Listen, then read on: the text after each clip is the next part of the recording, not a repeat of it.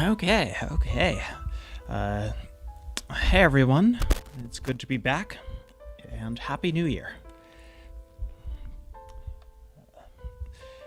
Here's hoping that my sound quality and everything is fine. It has been a while since I've done this.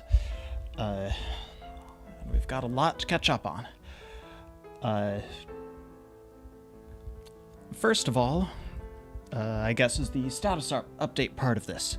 The status update is that I have been working on Run HTML5, which is shown over here.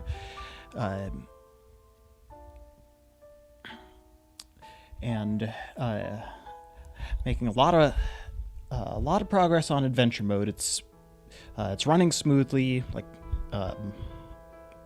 less lag, obviously, fewer bugs. There used to be bugs where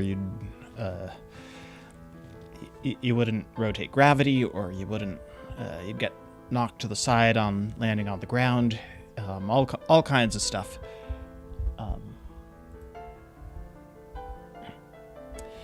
And those are doing a lot better. We've got a menu. Can I move the menu buttons a little to the left?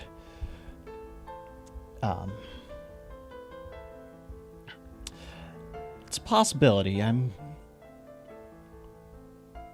not sure it needs it. Obviously, I'm not doing an exact replica. I'm just reusing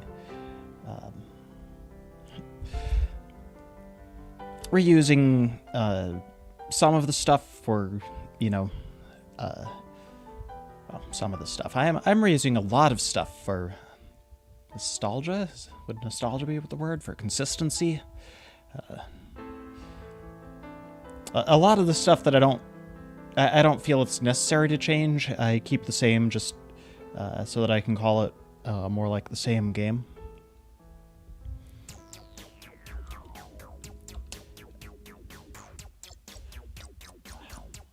I keep feeling like the music is going to be too loud. But hopefully it's not. I wasn't going to show you much of the game itself today, just gonna keep it a surprise. On the other hand, it's kind of necessary for a status update for you to actually see the status of stuff.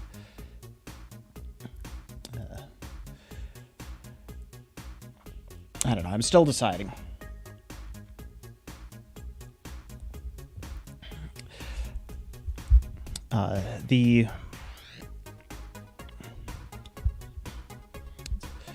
I guess the next part is to get into not animations, actually. The whole death of Flash thing. Because Flash is technically not dead. Got Flash Player running right here. It's just officially no longer supported, which means that actually running it, as I'm doing, is... well, I was about to say it's risky. It always has been risky.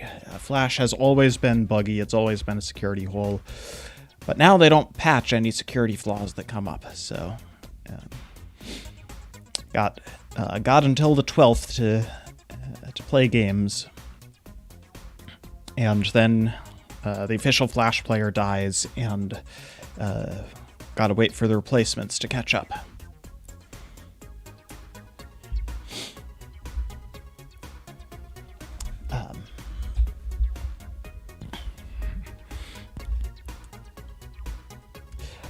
Well, maybe I can show off Intense.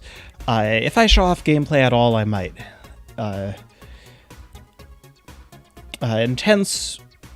I guess I will go over the features that are and aren't working. Game speed works.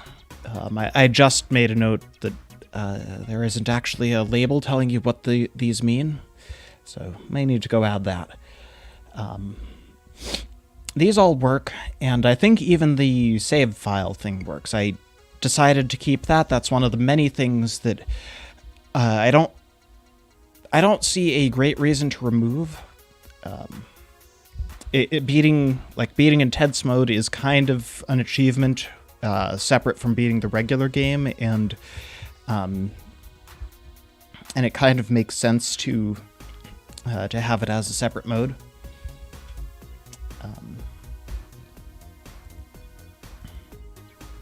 Yeah, it currently doesn't have the big green check marks, which I really think I'm going to change. I developed these, honestly, just inverted colors. I messed with the colors a bit, and the animation is backwards. But I think this may be a little less garish than the big green check mark. And I may do that to indicate which modes you've beaten. If I do that at all, but I think I want to. Toying with ideas of what the revamped game should be, how different should it be, how much the same should it be, keeping it erring on the side of the same, with one possible change to a level. Level 28 is really short, and it kind of worked in the original run, and in fact I can go show that, probably. 29. Did the order change? Or did I just get it wrong? This is a short level, which works in the original game because the exact physics make every single jump kind of harder than...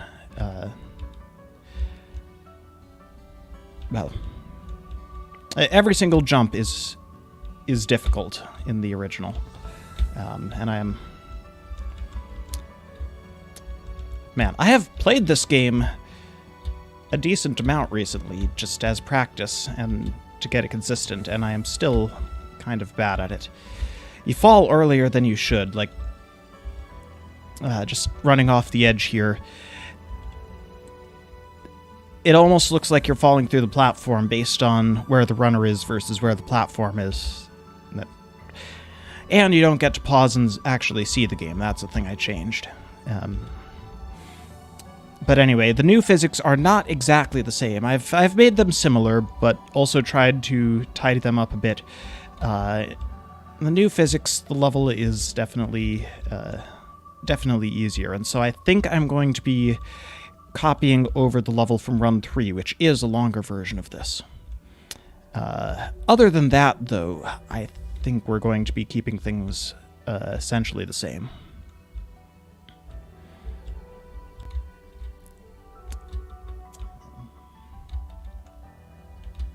Yeah, I was wrong about the level number, and/or the level number has changed. You know what? In order to answer this question, I will at least show you the level select screen. Oops, and I went too far. Okay, no, the level order has not changed. I was just wrong. We've got some notes about it being level 28, I think, and that's just wrong.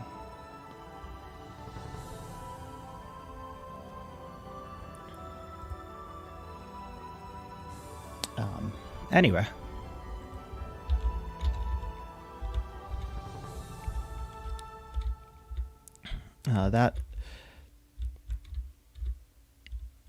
Other than that and gameplay improvements, should be that's going to be more or less the same. I'm still working on infinite mode. Got pretty much nothing to show if you actually click the button. But I do want to still have it. I think it adds some replayability to the game. But it needs to be more complicated. Which is to say, The level generation, well, could certainly stand to be better. I just don't know how well I can do that and also get both Run and Run 2 done by the 12th. But even without changing the level generation, the formula, I can do things like longer levels. I could do... I don't know. I might be able to do challenges where you have to beat multiple in a row.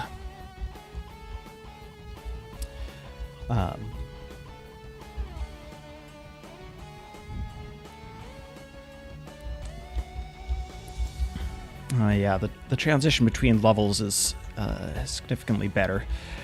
And that's one of the things that I kind of want to keep as a surprise for when the game actually comes out.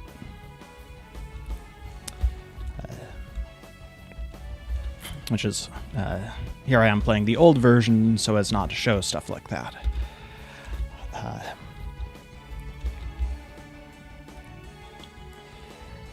Yeah, and I guess it is worth... do I have any Run 2 progress? I guess it is worth talking about Run 2. Not directly. I haven't been working on a new version of Run 2, though in building the engine for this version of Run, I've been making sure that all of my changes would apply pretty much equally well to Run 2. And the main difference is I need to program in cubes. I need to do some wireframes. Wireframes are actually going to work, surprisingly. I was kind of expecting to have to ditch the outlines of the blocks. Can I find a level where it's... There's a faint outline around each block here, and that's... it worked that way because...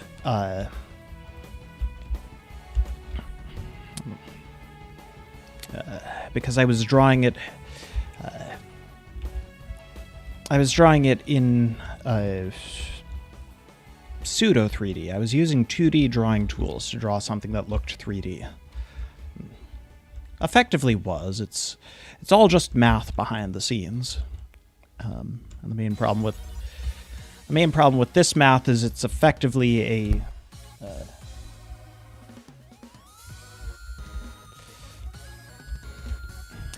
sorry, I'm getting distracted reading chat and by loud music.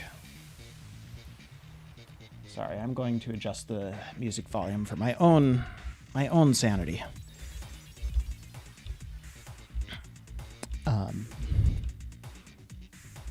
And I lost track.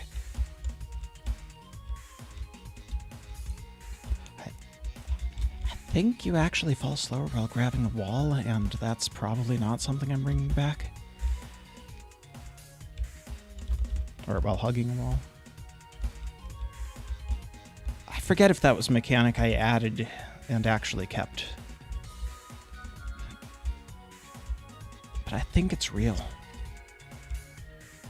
Anyway, sorry, I was talking about outlines and 2D drawing. That's what I was talking about. And it's... I sort of did it all by hand, kind of.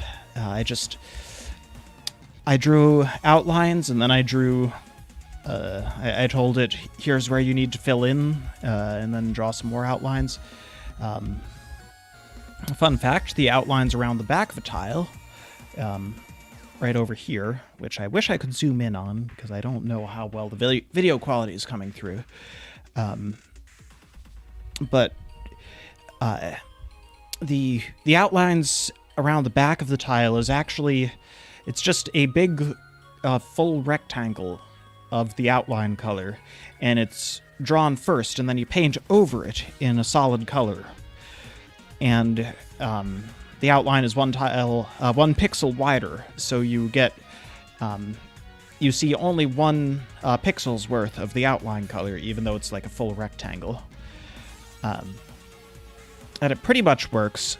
It just sometimes at the corners, and which is true in this case, you can see it poking out a little bit farther because it's not actually the same as the other outlines. I don't know. I think it actually comes out to half a pixel wider, but depending on rounding, that can be displayed as a full pixel further out. Anyway, I digress. But that's how I did it before, and it was basically, as I was saying, doing it by hand. Up here is a much better place to demonstrate that sort of thing. Anyway, and I was for a time worried that I wouldn't be able to do it at all because Away 3D, you don't normally have outlines on stuff, and honestly, OpenGL makes it does it differently, but it does turn out that they have a way to do wireframes, which I've actually been using for a while. Just hadn't been thinking about doing it for Run 2. It's part of the reason why there weren't outlines in Run 3 was just the change to OpenGL. Like a proper 3D renderer made it harder to do outlines. And at the time, I wasn't prepared to do that if it wasn't going to be easy. Yeah. But anyway, I think point is I'm hoping to bring back most of Run 2. I'm not currently prepared to do the... Well, actually, no. I can whip something up to do the ending. It's not that bad. I don't know if I want to do the ending this way either. Overall, people don't really seem to like the run forever and press space to skip to the next level, and so I took it out for Run 1. You will see the new level transition, but it is a lot smoother, I would say. A lot less momentum breaking.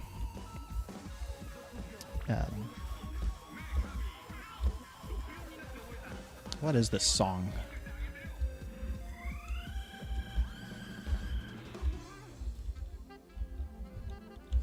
It's probably not the weirdest Kirby song out there, but...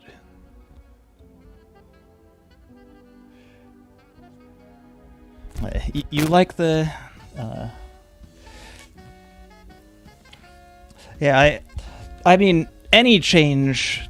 it's not... I'm not surprised to hear that some people do like it as is. It's really a question of do more people like it? The ending for Run 2 levels is certainly cooler than the ending for Run 1 levels, and Run 2 does also have the extra factor of the bonus system. Have you earned a bonus for the next level or not, which is... and for this level. I'm definitely going to do that part better. There's going to be a whole animation of you hit the bonus and then it flies to the end and you have to reach the end to actually claim it. And when you claim it, it will... I don't know, maybe I will just reuse that animation of power cells in Run 3 that spiral around you, but some sort of cool, happy animation once you finally claim the thing. As opposed to just a circle that bloops out of existence because that was the best I could do at the time.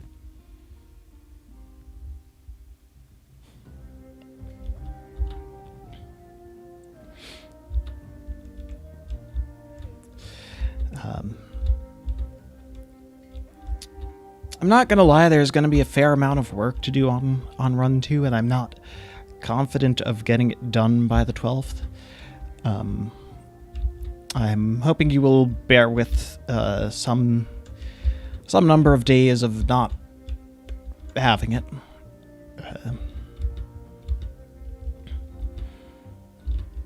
It's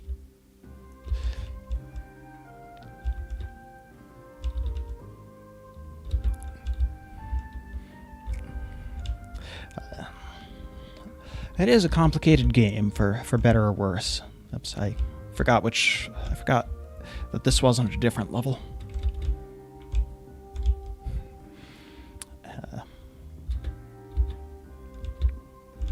And I'm going to want to rethink the whole UI aesthetic, because I don't think I'd put enough thought into this one. Sort of like how I'm rethinking the aesthetic for Run 1. I'm keeping a lot of the stuff, the grays and the outlined text and the everything, but choosing a less generic font for at least the fancy stuff. And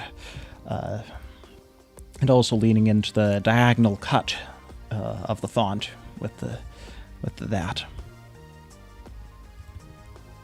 But overall, Run's aesthetic is not bad, and Run 2's honestly is not nearly as focused. I could maybe lean into the wireframe, I guess, would be a way to put it. The all the lines around stuff, but then I really need to give up the way these buttons look, the outlines of the buttons, because those don't fit that aesthetic. And yeah, the buttons need to stop doing that. But I think it could work, because Run 2, it sort of matches up with Run 2's aesthetic of outlined cubes. Yeah. There are lines around stuff in Run 2, and I may as well focus on that, lean into it.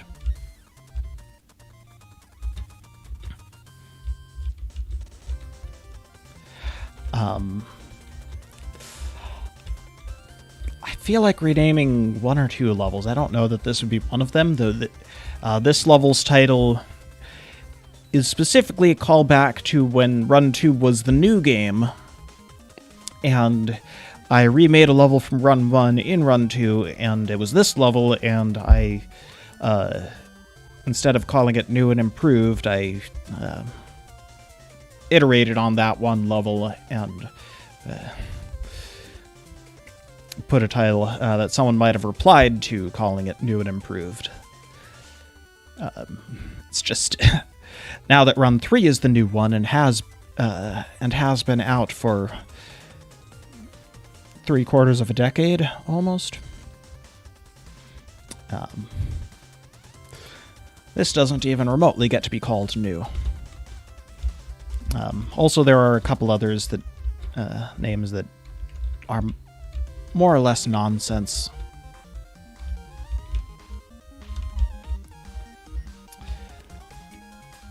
Okay, so I know one way to get there. I want to... There were other... I'm trying to think if there are others. Anyway.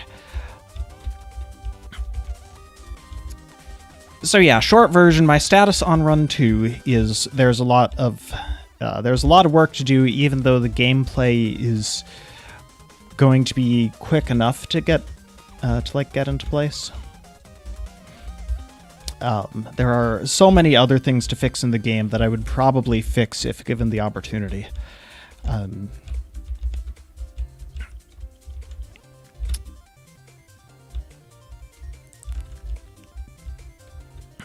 The whole... I would make it a lot more obvious what you can and can't grab and why.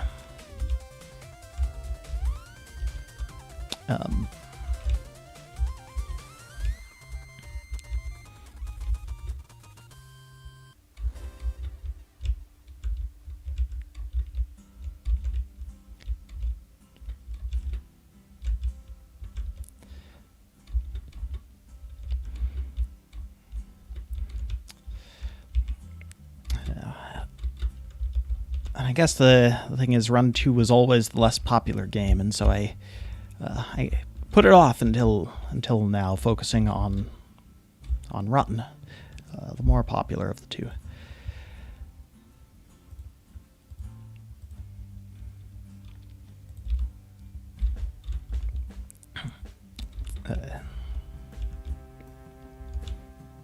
I still only have guesses as to why that is. But I don't know. In retrospect, I should maybe not have given up on Run 2 so completely. It's an interesting game in its own right, and there is a lot of cool stuff in there. My current guess is part of it is the physics are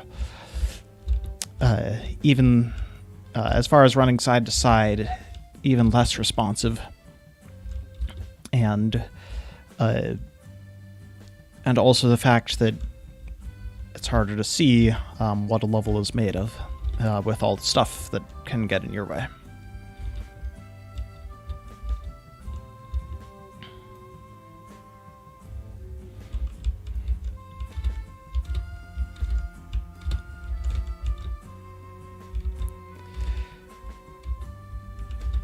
But yeah, here's infinite mode. In the original, there is a very simple progression. It's just a single difficulty number, and it advances faster the better you do on each level, based on the number of times you fall. If you beat it without falling, you get to advance like 10 at a time, and otherwise you advance 5, 4, 3, or not sure it can advance 2 or less. I think there's... the minimum is probably 1. Just beat it at all and advance 1.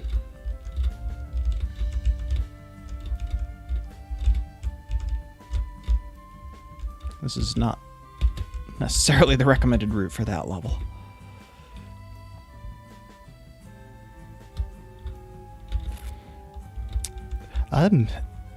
Well, I'm going on the numbers published on Congregate, and Run 1 was always had more plays.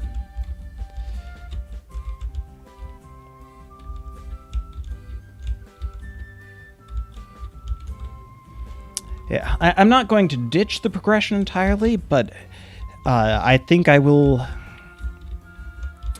or I'm at least considering making it a little more advanced you can explicitly take on extra challenges to get more advancement. Like, if you want to try to beat it first try, that'll be a mode where every time you fall, it reshuffles. And there's an option to take on longer levels or something. And the more of these difficulty settings you enable, the faster you advance.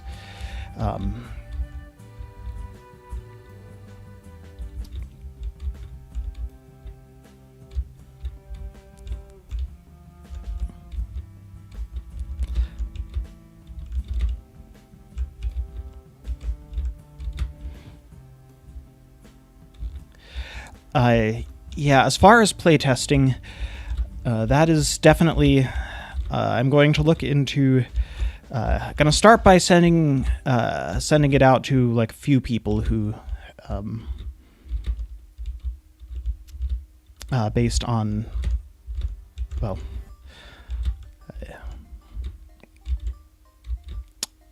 based on who I think will immediately give useful feedback, and I don't, if I need to change stuff that, like take stuff away, which hopefully I don't, but if I need to take stuff away, I'd rather not have everybody, like the whole community, already used to that stuff. I'd rather just send it to a few people and make sure it all checks out, and then maybe open it up a little.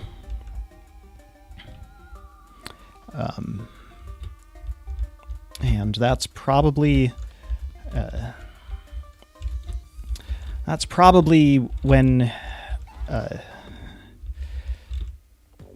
infinite mode is done. is when I'll be doing that. Oh, hey, bright red, that means we're at the end.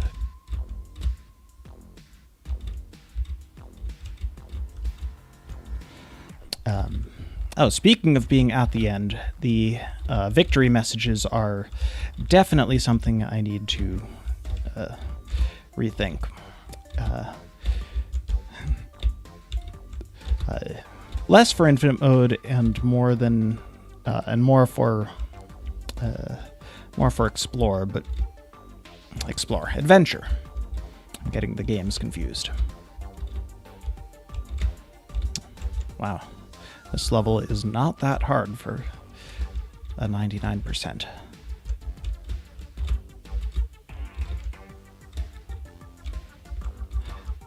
I don't know, we might actually...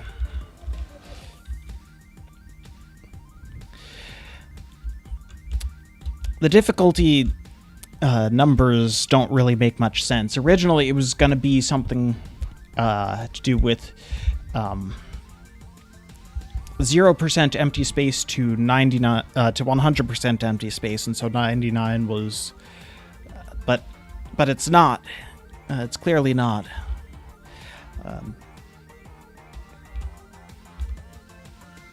Difficulty minimum 5%. Yeah, there was supposed to be a minimum because you wouldn't want a completely full level, but this is also,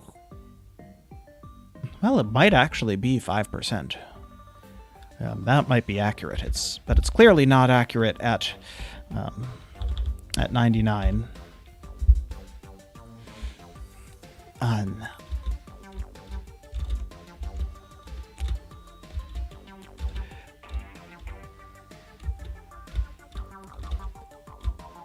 I don't know. Maybe I need to. Maybe I need to rethink the way I display difficulty, because I changed the formula and the percent became meaningless because it's not a percent of anything.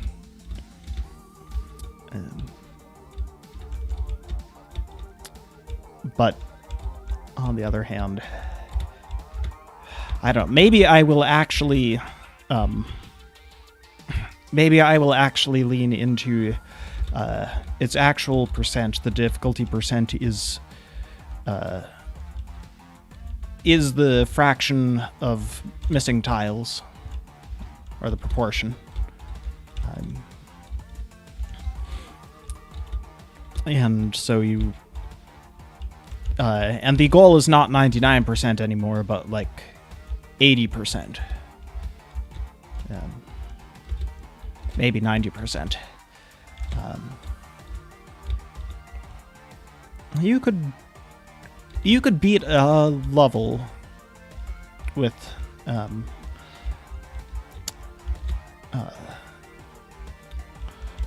actually, you could make a very easy level that's 99, or that's above 90%, according to that difficulty, because there are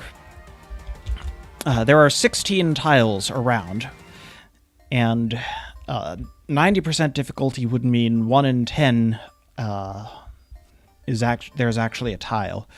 So if you just have a single line of tiles down the entire, just a straight path, no button presses necessary to beat the level, that would be counted as over 90% difficulty.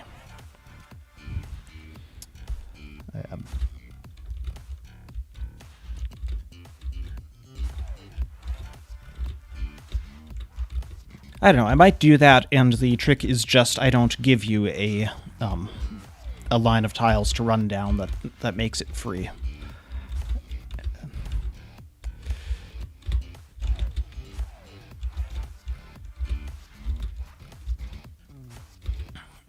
And the win condition is still at like 80% or something. And as a reward for winning, you can... honestly, I think the best reward for winning is freedom. You can open it up, set any difficulty, including 100%, which just gives you an empty level, and you fall forever. It's like you wouldn't want to do that, but hey, you have the freedom. Also 0%, and there aren't any tiles, any gaps to fall through at all.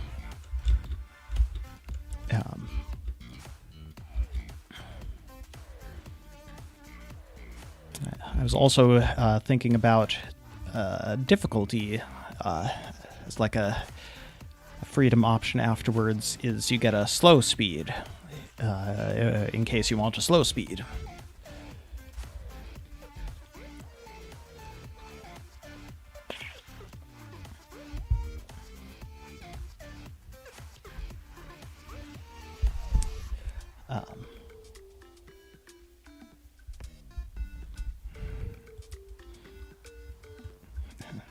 I have not been looking at chat much.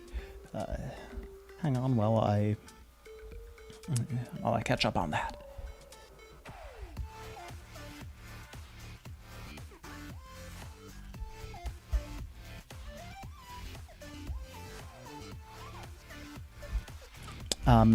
Let's see. So questions asked. When playing the non-Flash version of Run 3, it's really bad performance compared to the Flash version.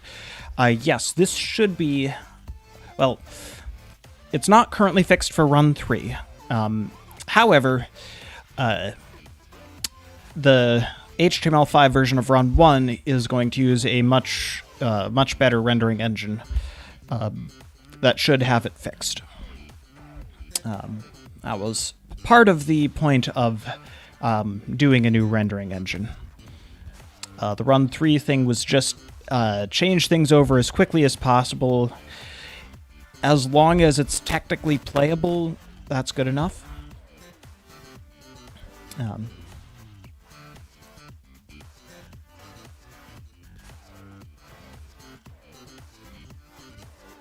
Let's see. Nintendo commented that ad blocker blocks beta, which is weird. I don't technically run ad blockers, just no script, which is close enough in many cases. Block's the worst. If there's an ad blocker blocking it, that's annoying. But hopefully fixable. Mobile games were more frequently updated, and the HTML5 version is just a different platform. No, the mobile games... I wish the mobile games were frequently updated. I don't... it's been ages since I've gotten around to it, though. The HTML5 version is basically a different platform. It's a replacement for Flash. And it's not actually designed to be playable on mobile. It only takes keyboard inputs, and I know you can plug a keyboard into a mobile device, but who does that?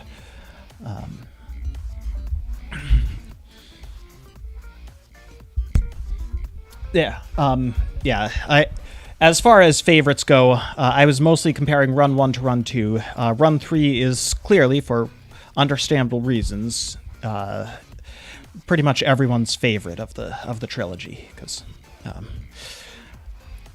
couple of these games got like 2 years of work, and then one of them got 5, 6, and closer to full-time work too. Yeah.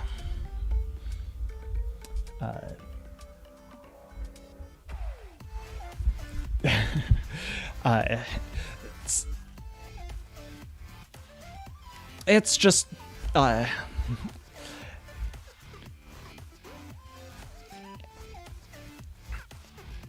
actually,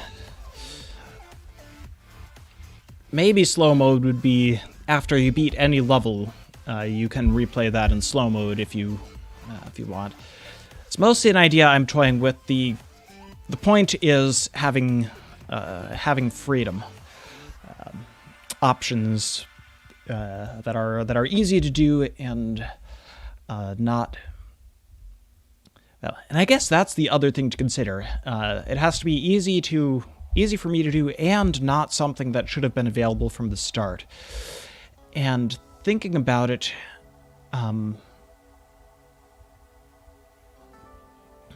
thinking about it, maybe it should be available for this from the start as an accessibility thing. I don't know. There's always adding accessibility to games is great. There's the question of does it ruin the experience? Maybe what I need to do is give it its own save file, like Intense, where you can make progress in slow mode, but that doesn't count as having beaten the game on any other speed.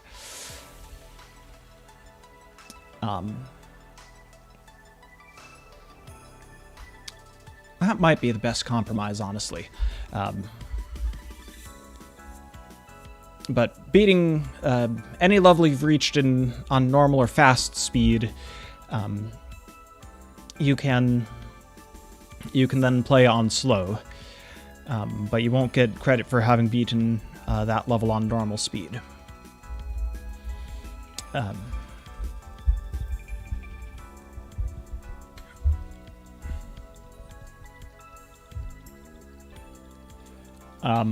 Why isn't there... I don't... Huh.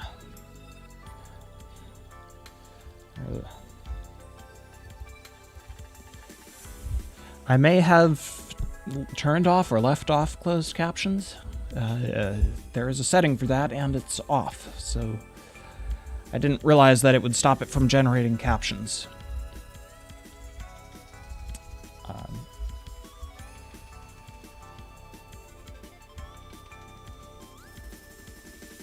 Oh, there are files that have ad in their name because they are ads, and then those files don't load, and okay. I think I noticed that at some point and changed it. I forget if I changed it.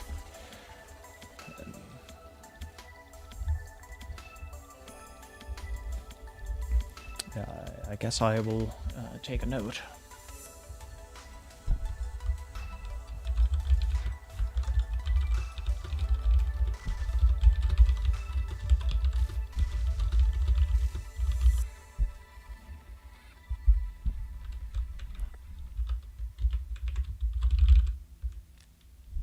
Okay, taking a note.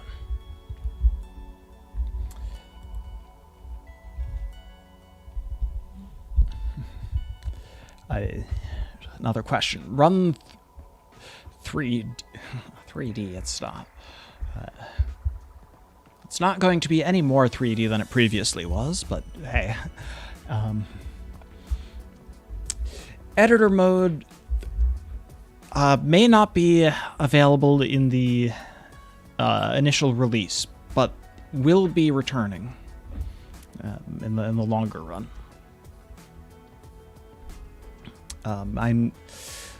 I think honestly the schedule for that, it's just going to be delayed until all the games are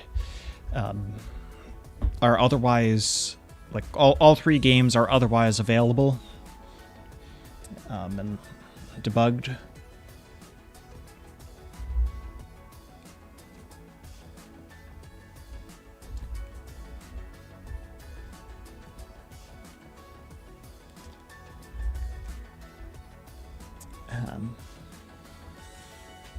As for saving progress, I have no idea. People always have the strangest issues with saving, and like I debug it so it works fine for me, and that still isn't enough for everybody else. So I just don't know.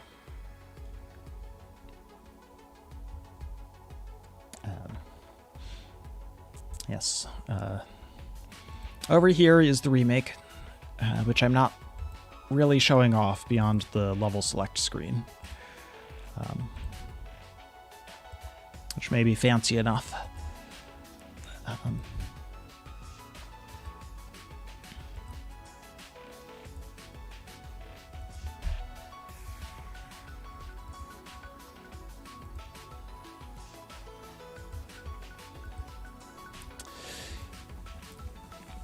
But yeah, new version.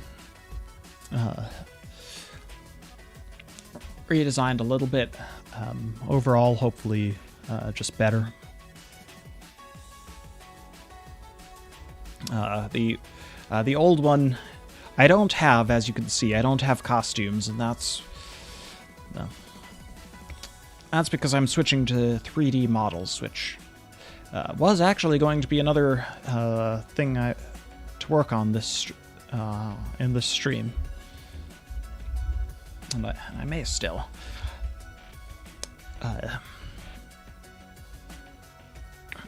It's another of the... Besides Infinite Mode, one of the big things I feel the need to get done before release is tidy up the animation. Because it doesn't end up looking enough like a run animation. It looks too much like a walk animation.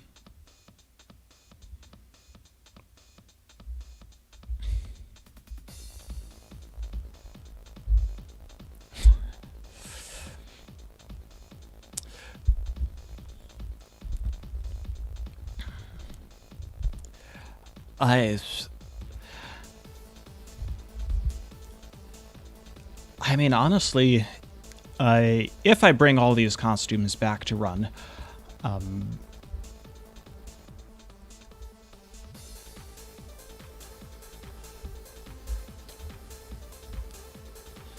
I don't know. I was going to say I might include additional abilities, but if I include additional abilities, then they can only be unlocked after beating the game. And then, because the levels aren't designed for additional abilities, which is why the skater is only unlocked after beating all the levels.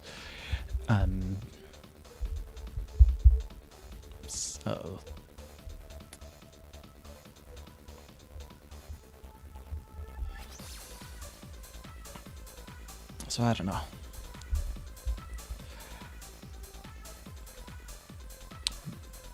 But yeah, I'm currently not ready.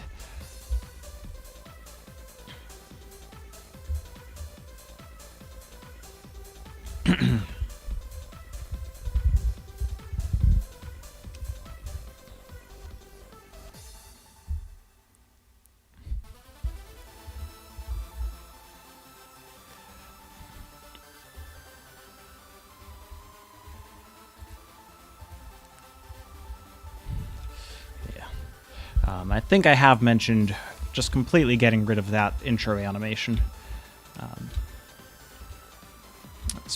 The skater is extra speed and jump distance, while still keeping most of the jump height.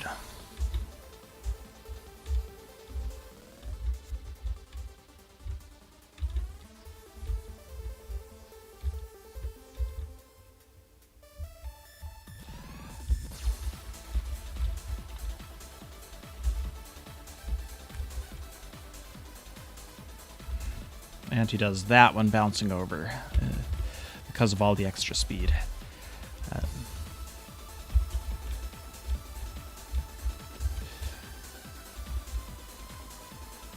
I mean, it's a tough call. I don't want to take stuff away from the game, but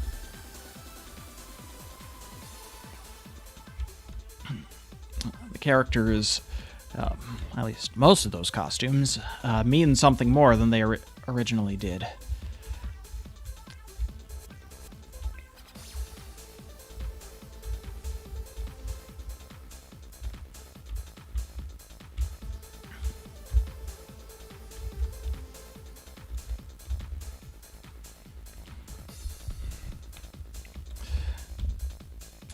And so I'm reluctant to add new abilities into Run 1, but I'm also reluctant to have those characters be here if they don't have their abilities.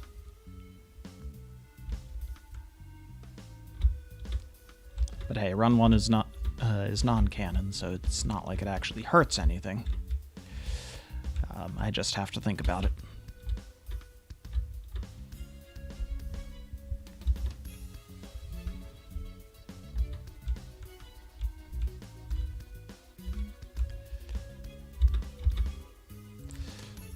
Yeah.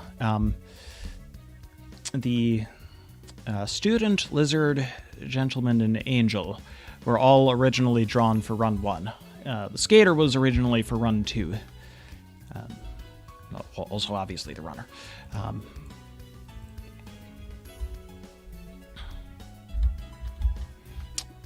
But they didn't get abilities until Run 3. It was... They were just alternate costumes at the time. And then I decided, hey, this character has wings. He should fly not by using the wings, but by actually using weird ring technology. Should do something akin to flying anyway. And then I made up even weirder stuff for the gentleman and the student.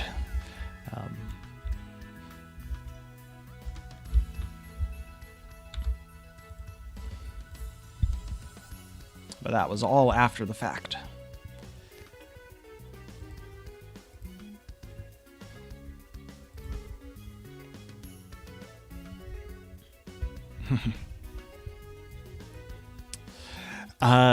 Run 2 could have... I think the bunny would pretty much break Run 2. Though...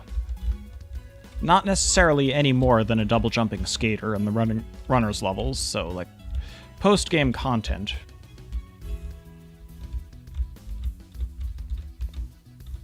Like, as post-game content, I guess there's potentially room to just dump all the characters into the game. It's not out of the question.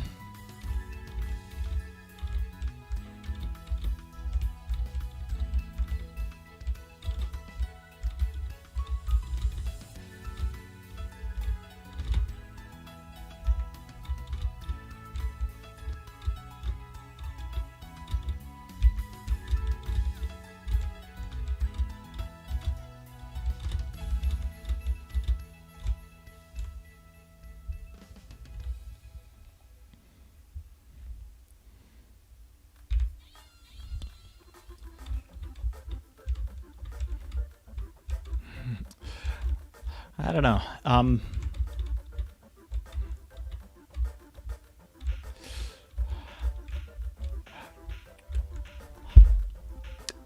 All of these things are possible, but I need to keep in mind that, you know, got a deadline here.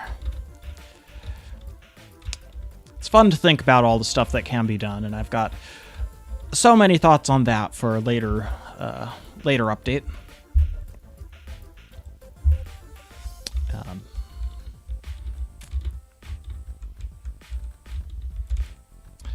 And it's like, got to keep in mind that adding too much other stuff is going to is just gonna delay updates to Run 3, which I would love to get back and do because, well, stuff I will get to in another stream. Okay, yes, this is possibly the level Y. I added the thing where you fall slower if you hug the walls, because specifically the jump for the bonus at the end.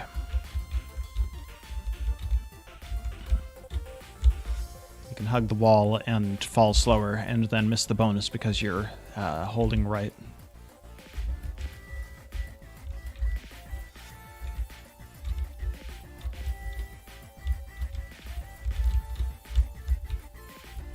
You don't need it, but if you mess up the jump, then it's there.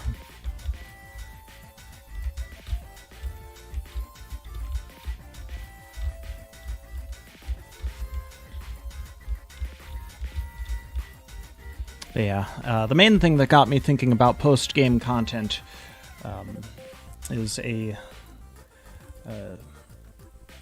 review. It's a review I watched recently. Yeah. Someone reviewed all the games in the series and called out Run 2's post-game content as something really fun, and so that got me thinking about what I can do to add more stuff like that.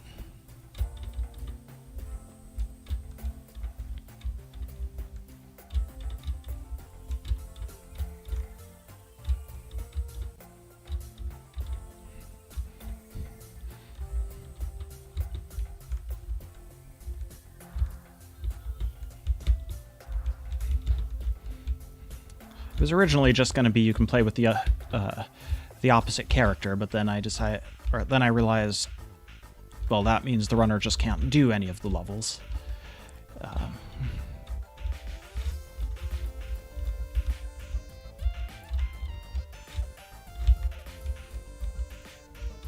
So I added the double jump.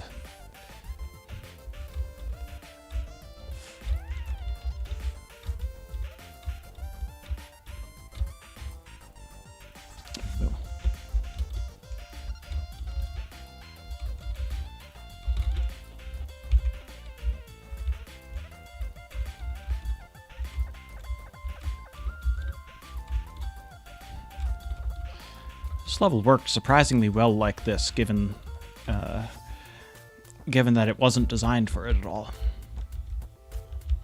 It just happened to find a way.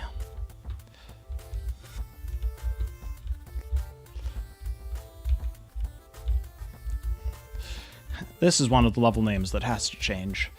I named it because I guess this block shape is, if you had to render someone pointing a finger in 8 bits, you would probably do it like this.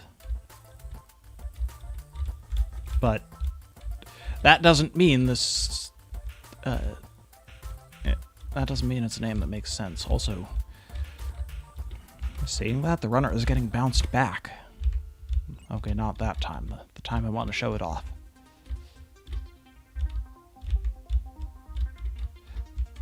Oh. No, I think she's jumping twice. I think that I hold the jump button and she jumps off the corner, which does in fact push you back. Jumping off the corner like that. Likewise, because why isn't she going onwards? It's because she hits the corner there, jumps off, and jumping pushes back at that angle. And likewise, if you were able to jump off that, you would actually get a boost forwards. It's just almost, if not entirely, impossible to land on that particular edge. You'd have to be falling something like past it. And at best you'd get like 1 frame to do it.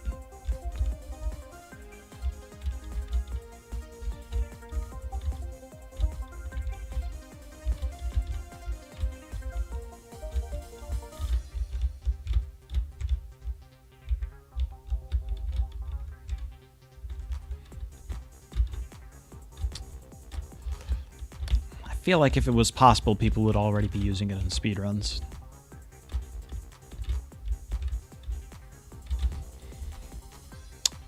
Oh, hey, I found a new bug.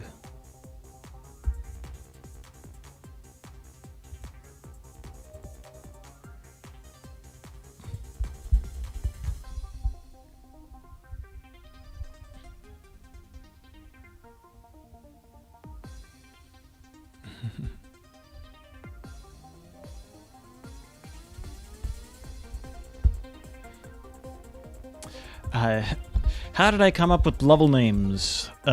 Mostly through desperation. I decided I wanted to do level names for simple things, including but not limited to instructions and making basic jokes. And then if I was going to do level names for some of them, I needed to do it for all of them. And so I looked around for anything in the level that I could make a name off of, and I did that.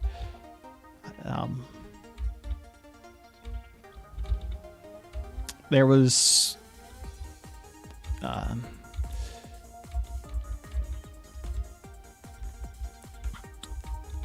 So a lot of them are just kind of descriptive. Describe this a little bit. Toss in a reference, or 20. The weird thing about most of the references I make is that I'm not even that much of a fan of most of the stuff that I directly reference. The stuff that I am a fan of, I don't reference because it's too obscure. I have never played TF2. Just watched some videos at the time and decided to toss in a reference. And I think that was partially related to the whole thing where I was just searching for any possible name.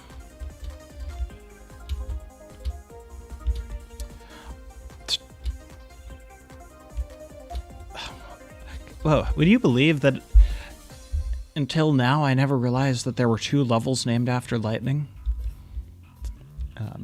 There's also a level later on called, I think, Lightning Storm. And it's the same basic shape. I decided that this shape looked like lightning. And for this level I outlined it in yellow to give even more of that impression. For some of the levels, like this one, a third option, it's actually a good use of a title in that the trick is to realize that you don't have to take either of the 2 obvious paths, one of them being this, which does not get you the bonus. Not quite. The other obvious path being this, which also does not get you the bonus. You have to find a third option. Or even a fourth option, because you can also do that.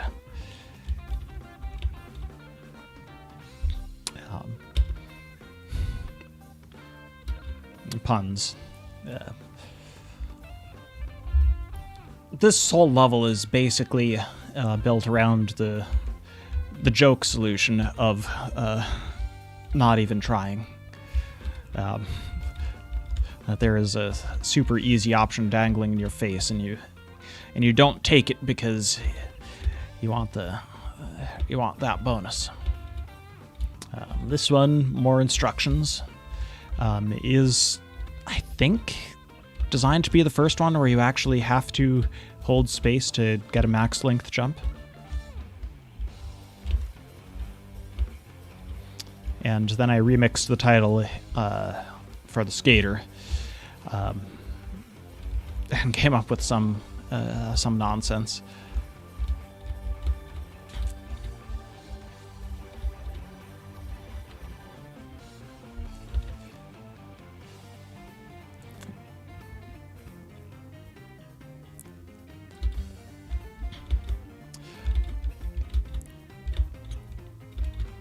I mean, this one works. That's basically what the level is. It looks like a bunch of scribbles.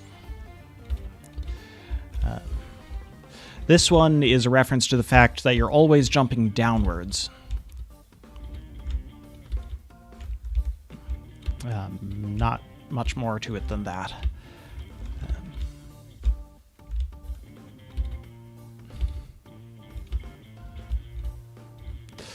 A couple of references to just all of the jumping that you have to do in a game called Run.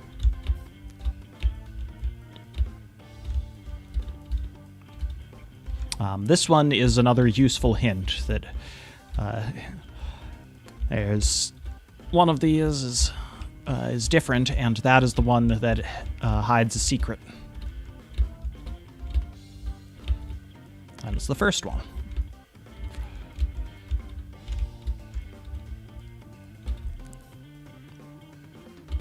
I talked about this one. But at first I was going to title it New and Improved, and then I said, no, I will... I'm going to title it something that someone like me might respond to calling something new and improved.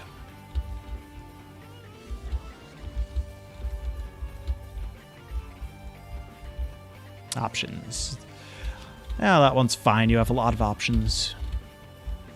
Turbine is a reference to the fact that you are constantly...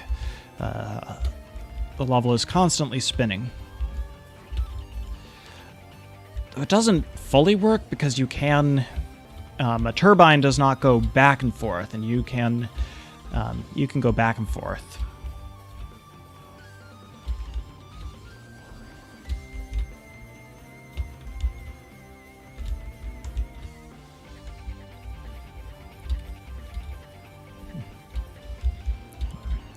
Reference to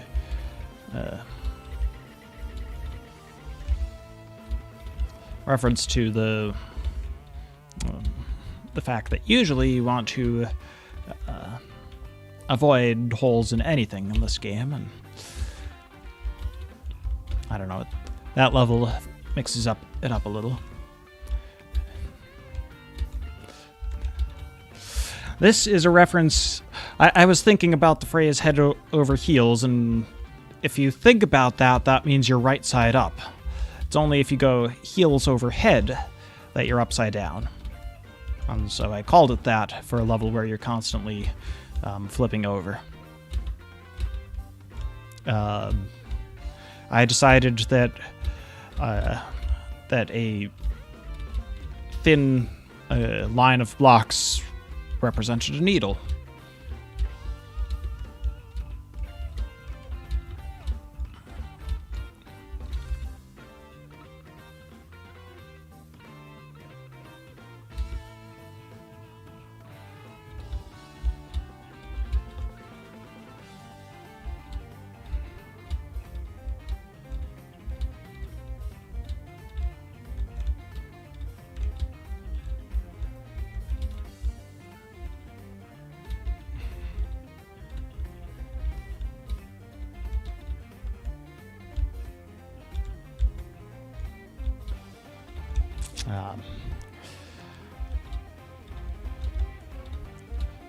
I mean, I designed this to look like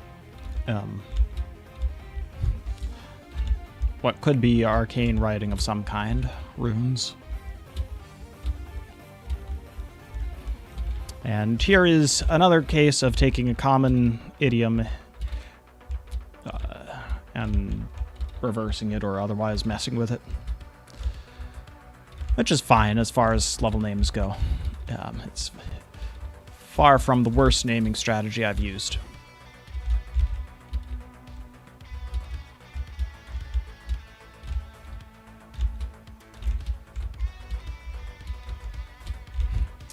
But yeah, naming things is tough, especially when you've got to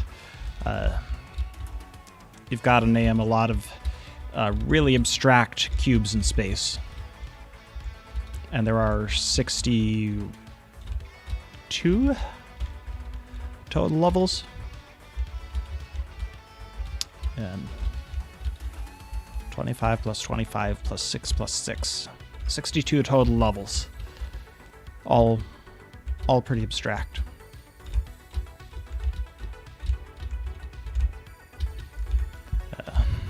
All pretty abstract except for... except this one, which almost even tells a story, but I didn't even make this one. This was... I had a different level, and someone else made this, and I said, this is so good, I'm going to replace the bad level that I made.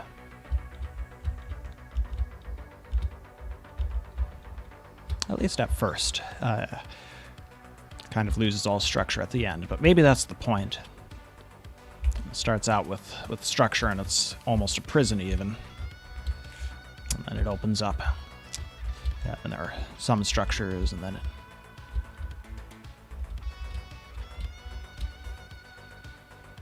I don't know, I would probably...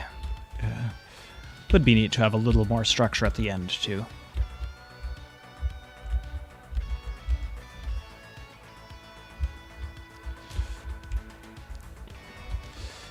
Yes, literally the only interesting thing about this level is that the cube size allows you to make bigger jumps, and so that's... the whole level is designed around that, and it's titled after that, too, so...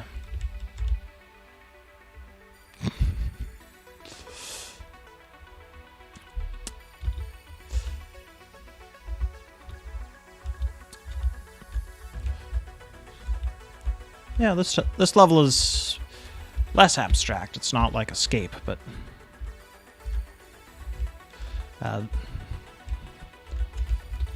some of these bonus levels have some good content.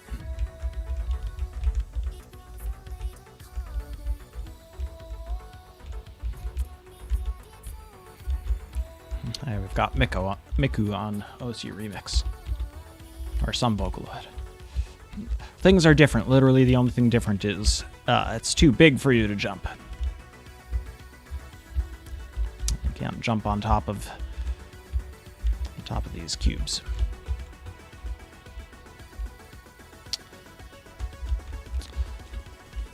Which is fine. I don't.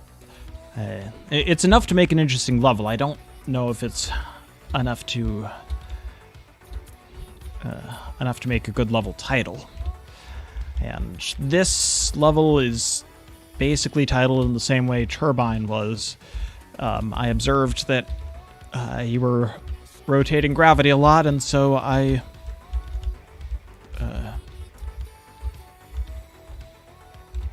titled a level after it. Yay.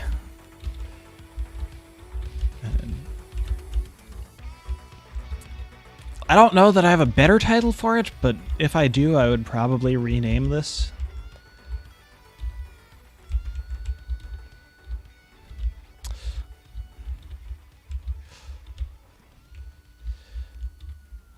I think Turbine, maybe I'd rename Spin Cycle, just still a reference to some technology that is all about rotating quickly, but makes it a little more obvious what's actually going on, or what the reference is.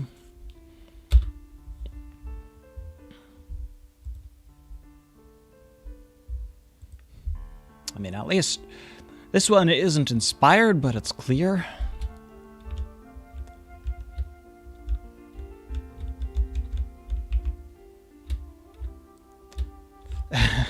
When did this become the Run 2 title stream? Someone asked a question about it, and how did I name the levels, and I decided to answer that in too much detail. But hey, reached a stopping point anyway. I guess the thing is, I've about run out of status updates that I'm prepared to share.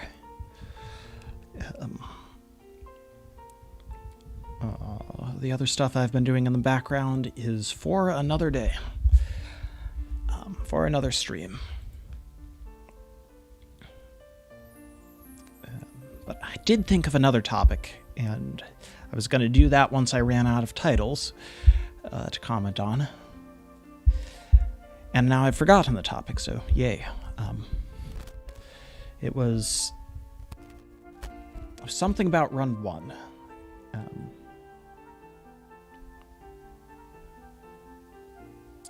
I don't recall what. Oh, actually, it was something I observed, a difference between Run and Run 2, beyond all of the other differences. Let's go back to a level where you are constantly rotating gravity. A level with more stars, because that is a pretty empty background right there. So a difference between Run and Run 2 is the background rotates in Run 2, and it doesn't in Run 1. At least last I checked. Hopefully I'm not about to disprove my point. But no, Run 1, the stars would just stay the same, and in Run 2, they would rotate.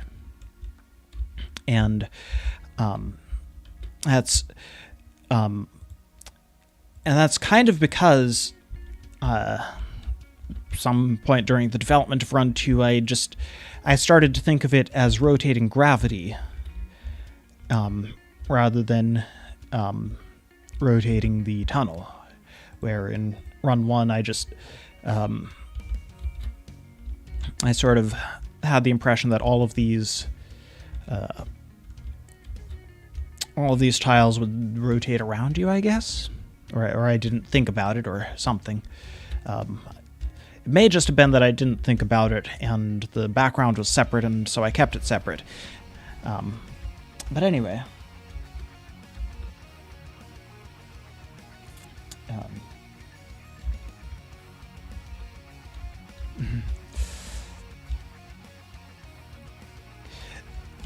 Currently in the remake, and I'm not going to show this, but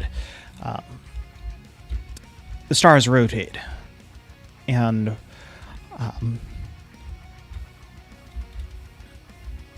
for better or for worse, I guess. I don't know.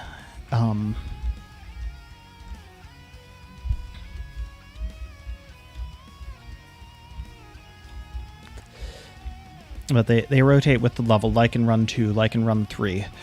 And I'm trying to decide if they have to. In Run 3, they have to because that's... Run 3 has to stick to canon, and in canon, it's all about gravity changing. And there are even cut scenes dedicated to the whole mystery of why they act like that, but that's based on the idea that they do act like that. So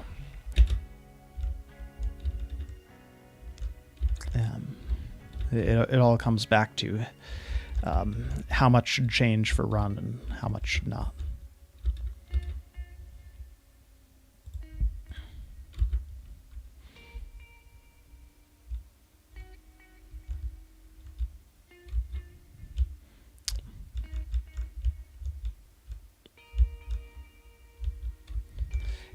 You think that's an improvement?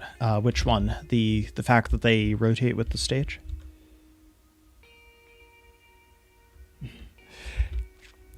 Yeah, the reasoning is not actually public knowledge. It's just something that I am building towards and would need to change a lot of stuff if it wasn't true. But my point is mostly that the reasoning does not apply to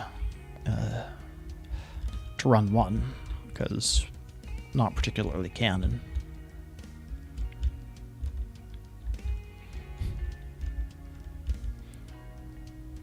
But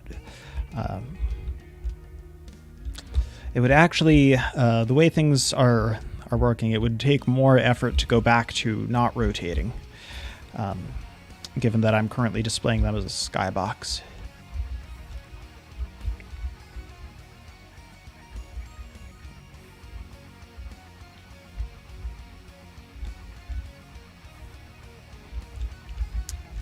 Yeah, that's kind of what I was getting at. That if the stars don't rotate, then that implies that the whole tunnel is rotating, but gravity is staying the same, as opposed to Run 3, where is explicitly the tunnel is not rotating, gravity changes. For reasons.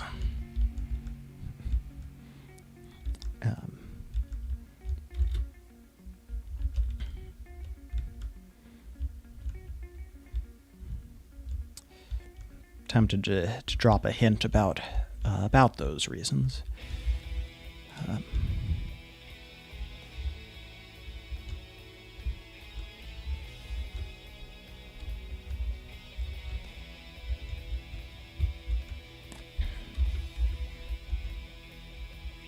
I'm really tempted, but I should save it for another stream.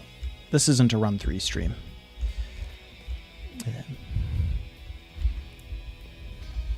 I will just make a note that I would consider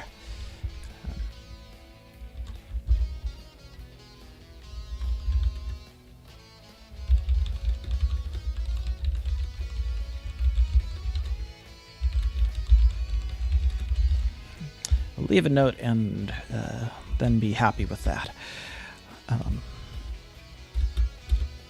Because yeah, future stream is going to talk more about Run 3, or at least the plot line, that currently only appears in Run 3. Because there's more going on there, and I have a fair amount that I could actually just share, instead of being cagey as usual.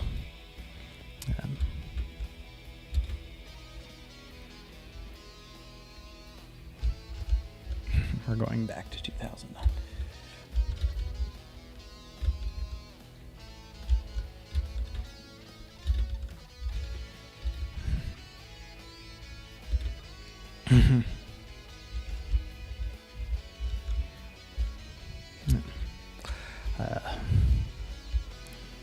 Yeah, a lot of exciting stuff. I do want to get to it, but gotta restrain myself for this stream because I said I would.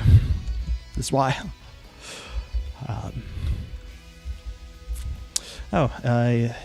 Easter egg.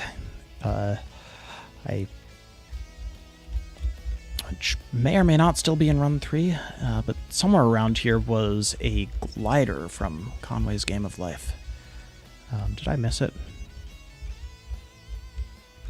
I missed it somewhere. Well, I should show you what to look for.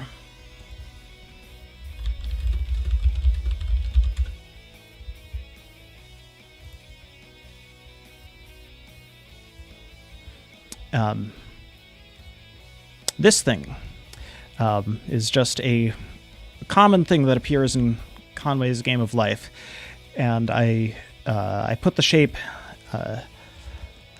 in the level. A three-dimensional view of a glider. That's with a time axis going like that, but still that shape. I intentionally put that in, and I think there may also be a point in Run 2 where it appears.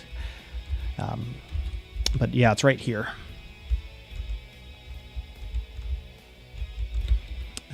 Because it's a recognizable symbol that you can draw with these things.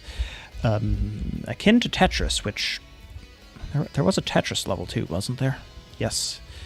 I was looking for things to make to put into levels.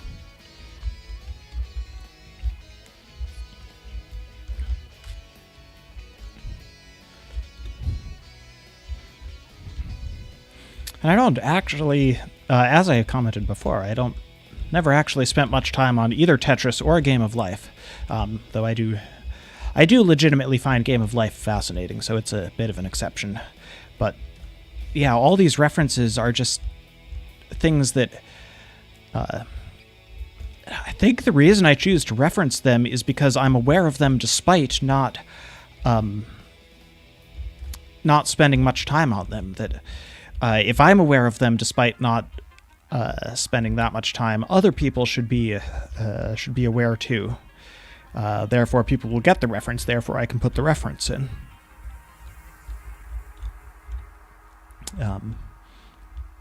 Like, it wasn't conscious, but that may have subconsciously been my motivation.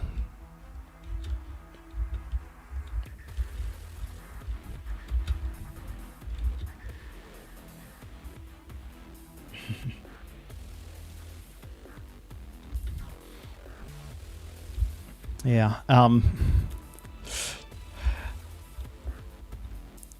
There's actually a thing I've read about secrets long after I made Run and Run 2. That secrets, honestly, after I started making Run 3, secrets should be designed to be found, and that's not something I took into account. That a secret really isn't worth your effort to add if people aren't going to find it. I mean, I was looking at people going to insane lengths to, I don't know, find the Triforce in Ocarina of Time, unlock Luigi in insert any game that doesn't have Luigi. And I said, well, you know, if people put that much effort into games, I should maybe hide something real well for them to find. And that's how that one cutscene in Run 3 came about, where it wasn't discovered until, like, 4 or 5 years later. That might be an exaggeration. 3 to 4 years later.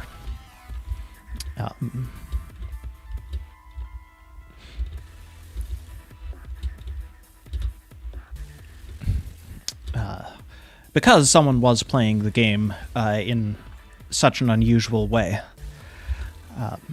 that they actually played that specific level without jumping, with the one character who can do it without jumping. And found a cutscene that no one had found. But no, secrets are supposed to be more obvious than that. For 3 to 4 years, it may as well not have been in the game.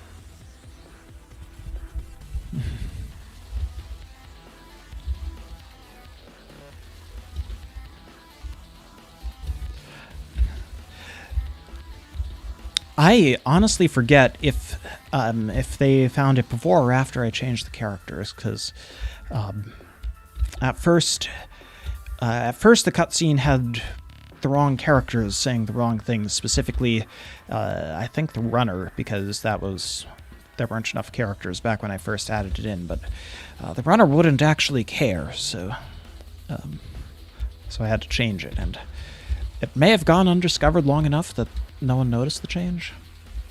But yeah, still, I'd like to add more secrets to games, but sort of do it right, where they can be found by the average player without going to the wiki, because that's still the only way that the average player is going to find that one cutscene.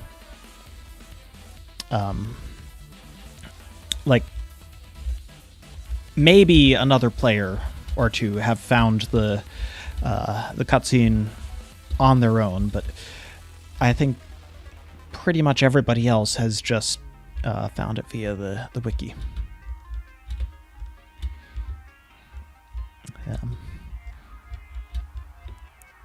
But in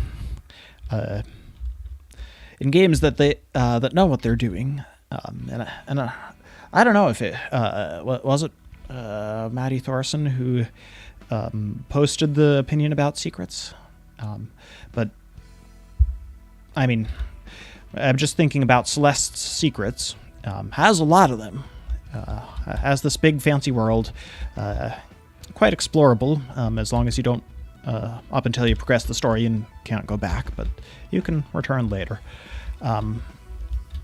Lots and lots of stuff to find, but there's always an indication. There's always a weird little nook in the wall that leads to that reveals that there isn't. It actually leads farther in, a secret passage.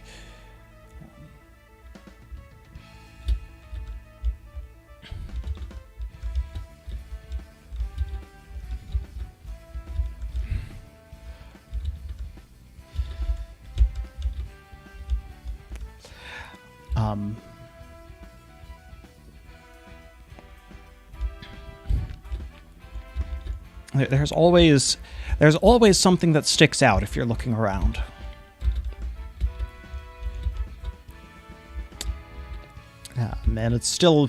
And you still miss lots of the secrets on the first time, because there's just so much to take in, and you aren't looking that carefully, and the game is tough. You will die if you aren't focused, and so you focus and you miss it. But eventually you come back if you're interested, and you do find it because it's designed to be found. And I kind of need more like that.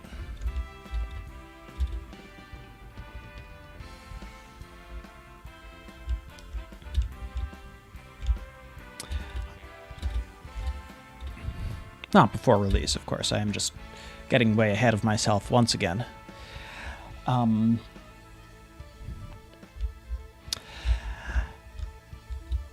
But yeah, I think that is about all for this part of the stream. I should do those animations I talked about so that the title is not a lie, and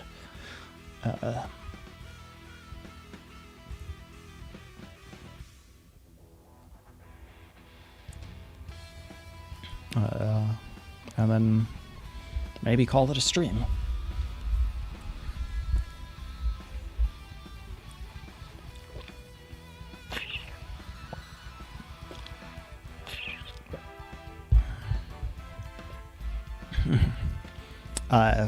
So, yeah, I guess as far as updates go,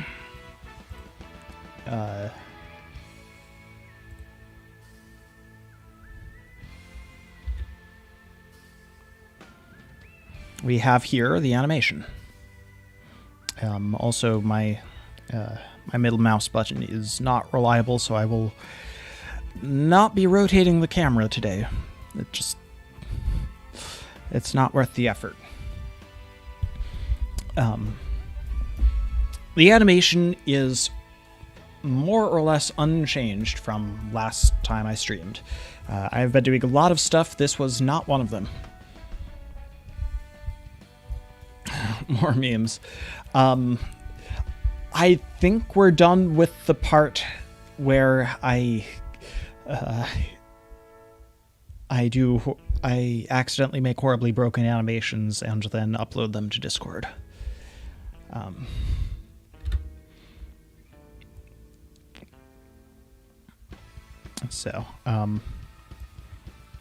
I was messing around with the arm and just kind of looking at... I am bringing this back. I don't have an ad blocker, but no script tends to block ads anyway, so whatever. I was kind of trying to imitate this animation, how the arms go, except for the restriction that scaling the geometry doesn't work. So I just twisted it a little bit, and it wasn't great. Yeah, in the original, the arms are a little weird, and that's a bit of an artifact of how quickly they were animated, and also the way Flash animations can work. This shape, I can't point at it without it changing. But this shape on this arm comes from like two Bezier curves, like two control points.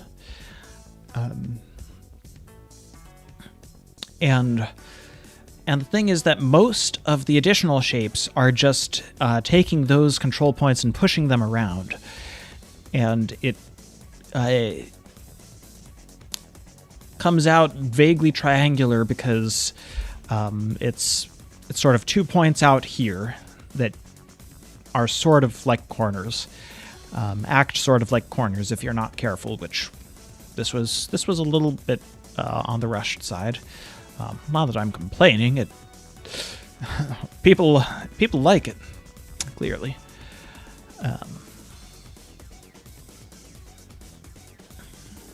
But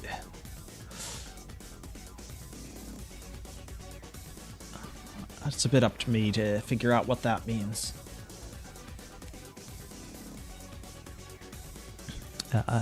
How much of it to keep. And I think that's one of the big things that I need to figure out in the next little bit of time before release is... and I've asked this question before, and I haven't settled on an answer, and I need to settle. Do I try and replicate all this? The legs are honestly a lost cause, because I can't get them to expand like that using the current animation system available in Away 3D. But I could do flat, I don't know, pancake arms. I could make the arms flatter and wider and then have them look more like this. And that's kind of a big question here.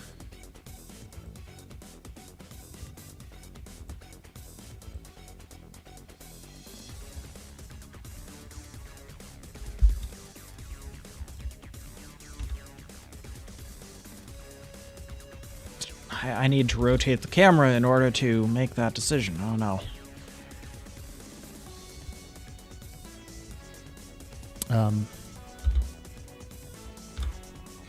Okay, that's not it. There used to be there used to be a hotkey to search for a command. That's not it. Interesting.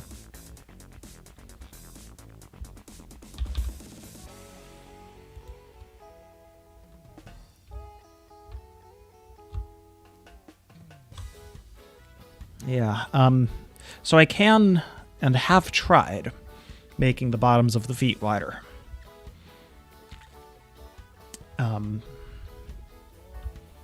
I really need to get a fixed mouse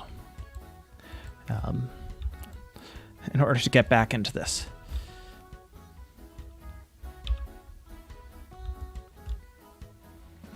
Because I need to pan this view. And zoom in on the correct point.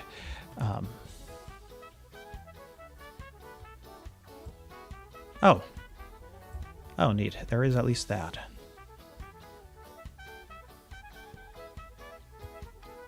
Oh, okay.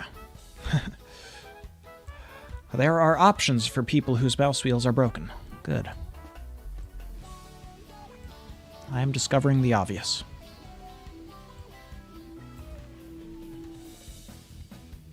So what have I selected here? I have selected a part of that. That's actually the part I don't need to select. Instead, I need to grab... Not that.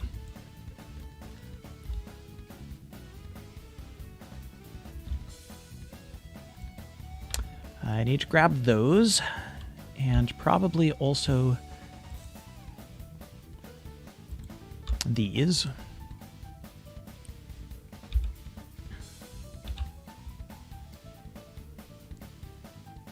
And I can scale them. But it's not symmetric. So I need to go over here and grab the same.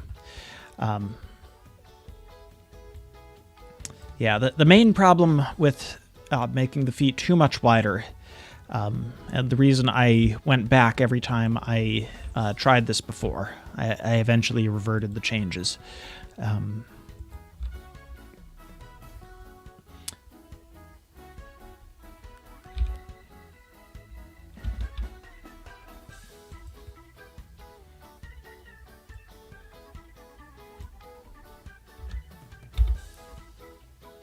Is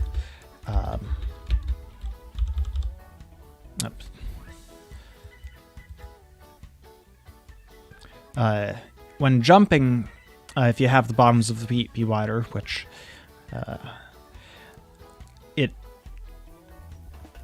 it's further off.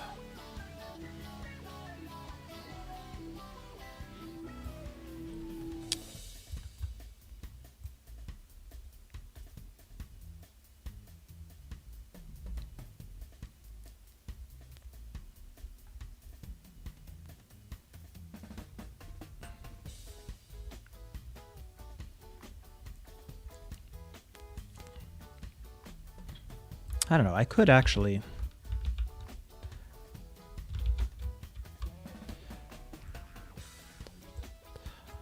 Like, I can do a little bit that, it looks like. I can get away with it a bit.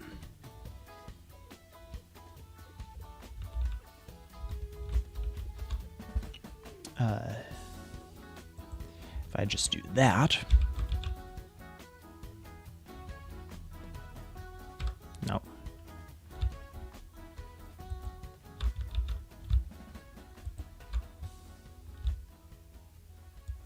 Grab that while I'm at it.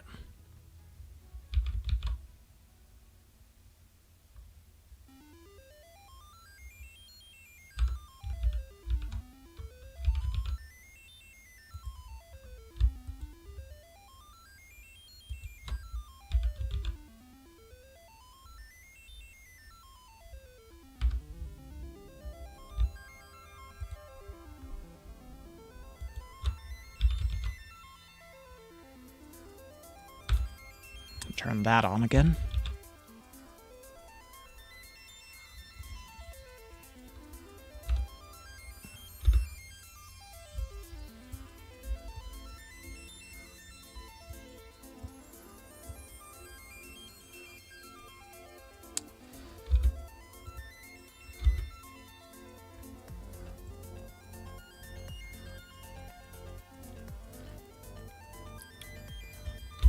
But there's a limit to how much I'm willing to change it, because I still need the jump animation to look good. Which I guess it does. It doesn't have to do the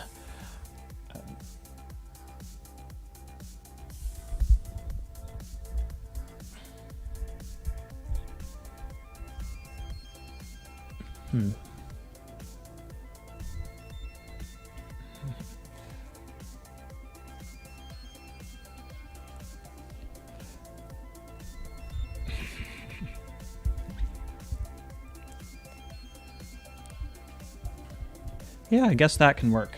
Like, I was going for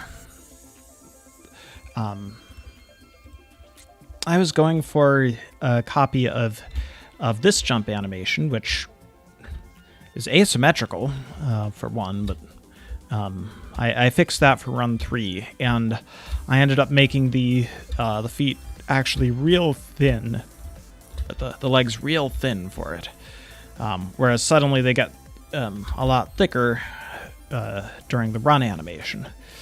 And I don't know, in the transition to 3D, I'm making that a lot more consistent because I have to, because of tech limitations that I would love to see fixed, but I don't have time to fix.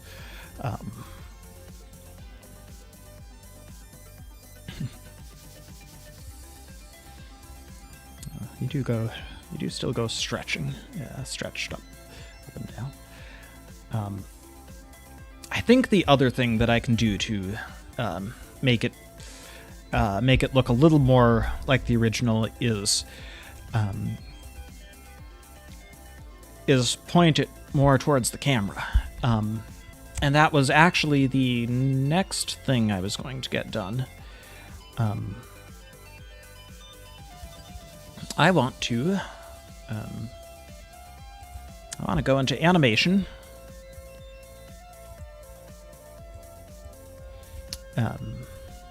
And edit the pose.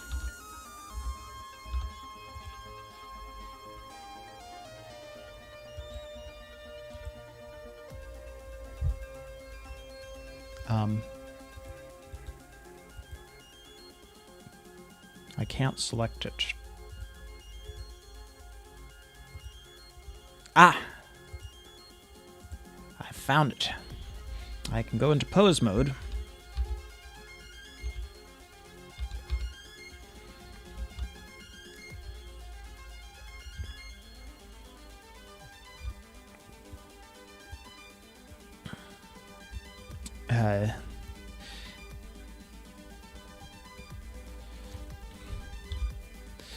And look at all of this animation data.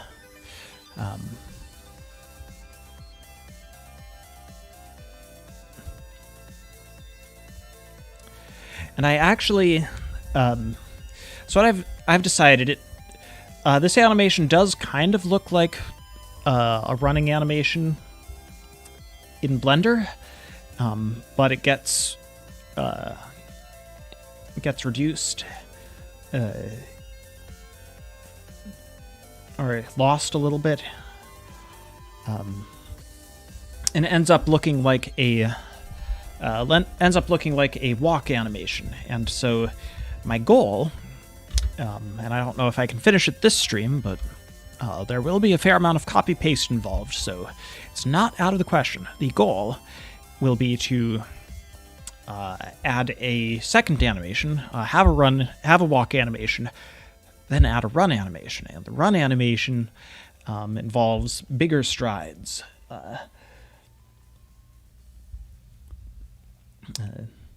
Yeah, glad it's looking good overall. Oh, but there is one more thing.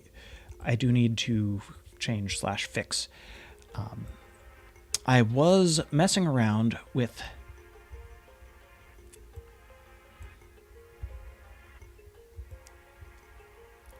this arm. Twists. And it needs to not do that because I want to go back to having it be symmetrical.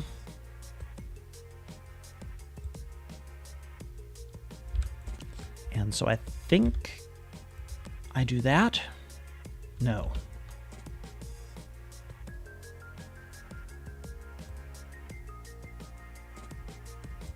I think I do that.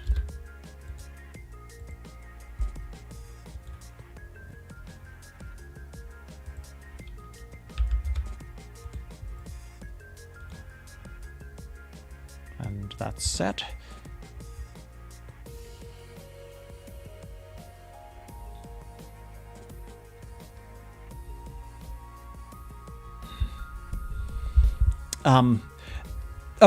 I'm not deleting the walk animation. I actually, one of the many things I have done is make sure there is code for more advanced animation, and part of that code is separate situations for walking and running. And so I can just, if I make a walk animation, if I make a run animation, I can plug them in and have you use the walk animation at low speeds and the run animation at high speeds, and it will hopefully look real nice.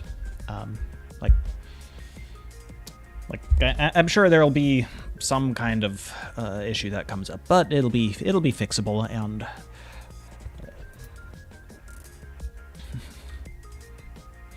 yes, the runner is female. Skater's male. Blah blah blah. Samus Aran is also female. That's a thing that happened in the original Metroid of for good or bad reasons, debatable, or unclear. They decided they wanted to surprise everybody and say, "Hey, the armored character you knew nothing about, turns out she's a woman. Yay!" End of the game. And now there's a TV trope named after it.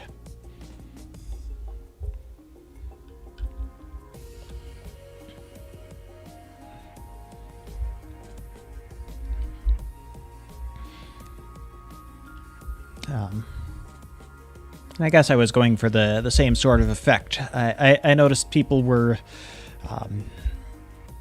just kind of defaulting to male, and I said, well, honestly, that's not a great assumption. It's not a good thing to always be assuming that the default is male. I can do... I may be able to challenge that in my own little way.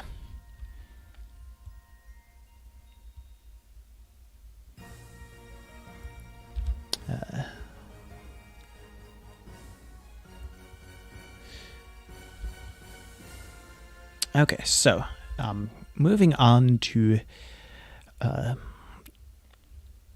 changing all this, I want to move the jump animation, and only the jump animation, not anything else. Wait a minute. Oh, okay. Gonna look at this frame. This frame should not change as I move. Hey, I was so sure I'd deselected that. Okay, something is going horribly wrong here because I select all of these little dots, and a couple dots in here get selected too. What is that?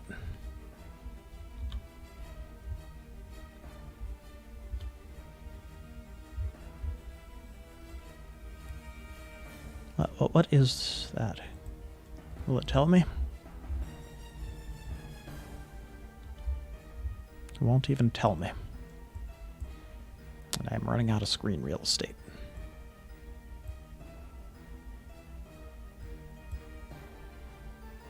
Okay, that's better.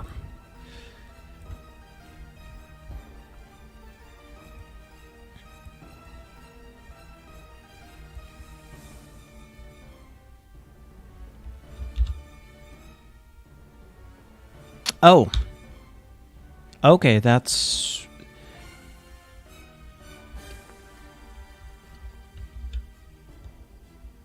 That's weird that it's even doing that. Can I...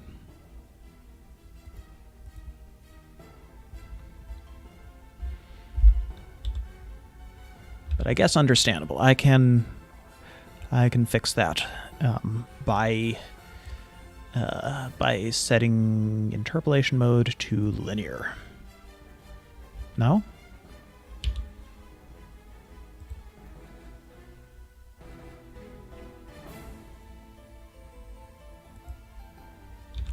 Okay, I think that should have done it. I had the wrong thing selected to remove that. Okay, minor detour. Anyway, now nothing should change as I move it. I think I move it to... Oh, wait. No, I'm just going to put it way off in the distance. And so for right now, what it's doing what they call interpolation, I briefly mentioned. Each value slowly changes to reach the next value. And what that means is that currently in this big empty space that I just made, all of the body parts will slowly move towards the jump position. It's not important, it's just a fun fact. What is important is that I have made space to copy-paste the run animation.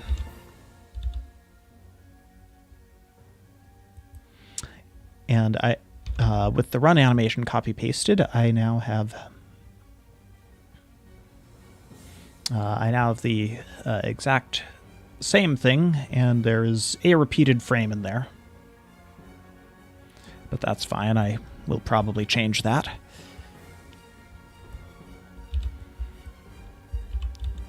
And then I can put this back over there, and we will have... there's no time for it to interpolate. It will jump straight to the jump animation, and we will have the jump animation, and we will...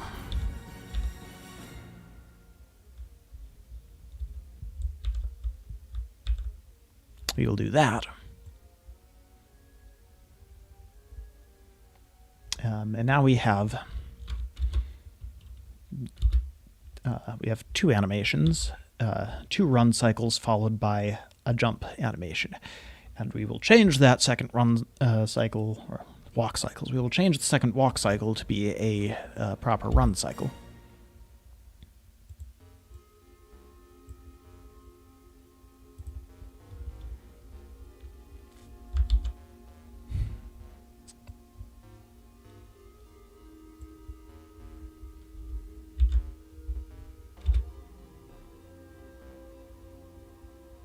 Okay, so we copy-pasted.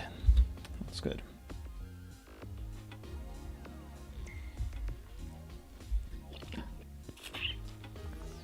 Yeah, I really want to get the animations right. It's going to be a strange, almost jarring change no matter what, but if I put more time and effort into them, I can, well, hopefully make it a positive one that everybody is ultimately on board with. I don't want this to be a case of everybody hates the new thing because it's new and different.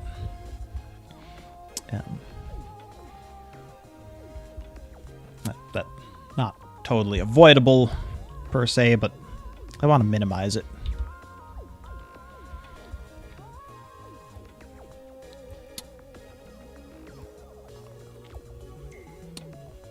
So, the trick, well, there are going to be multiple differences, actually.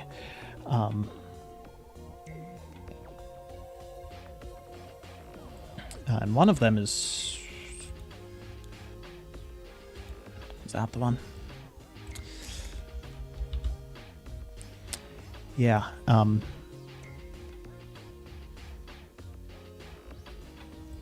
I think one difference is simply that the walk animation will bounce less.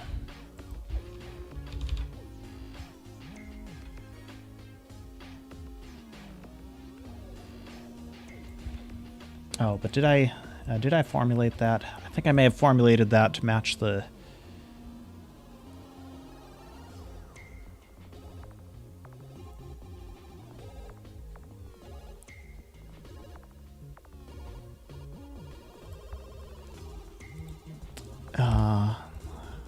I'm going to get rid of that.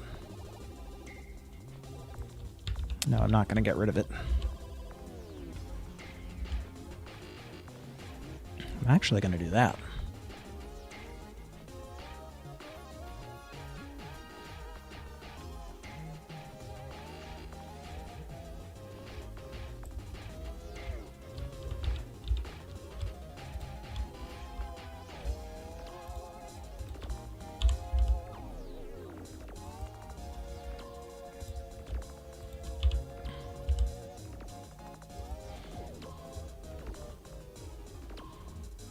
Gonna see if I can...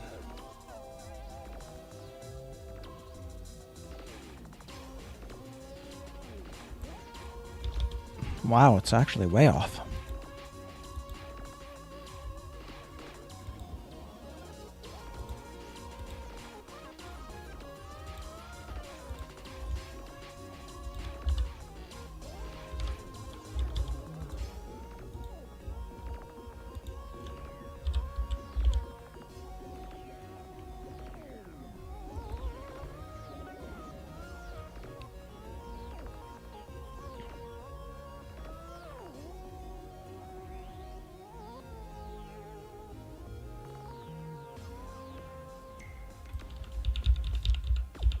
I did not actually...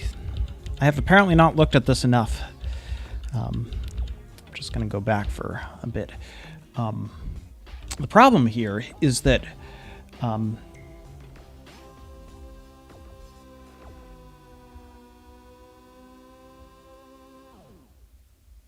problem here...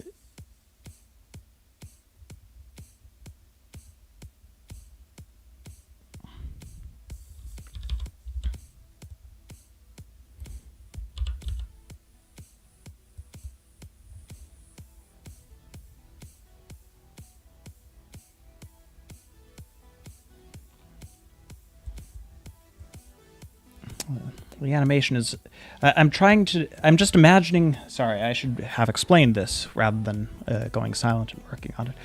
I'm trying to imagine a floor, a bit of the floor right there.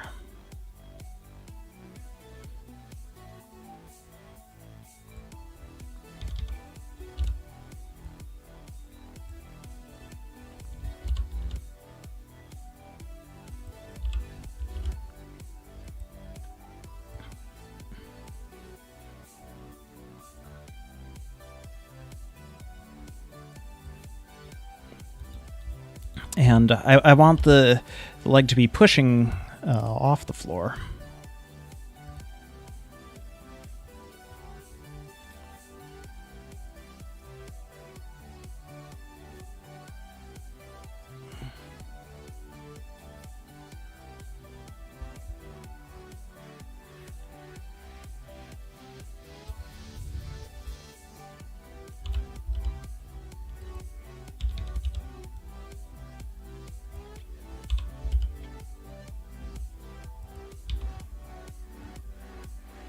I want it to be going more or less flat until about there.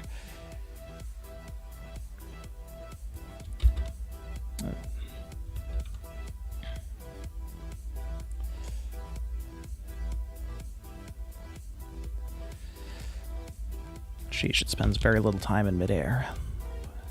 It.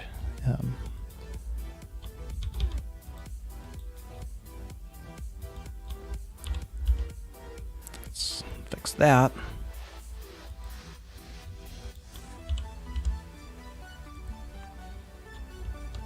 Ultimately, all this is just going to amount to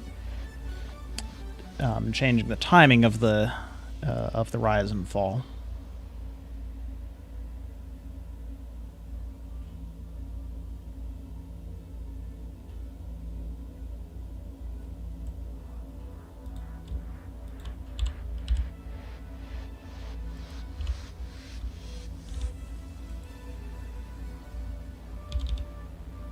That's not equal.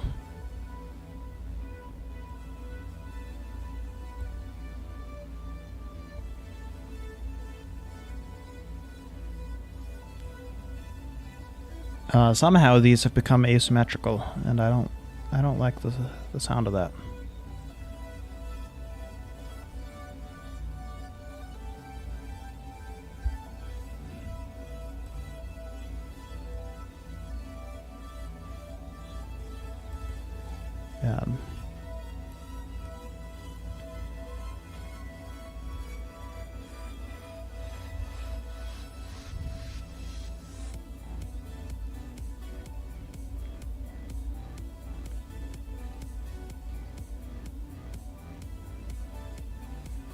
I mean, it looks okay, honestly. It's just somehow asymmetrical.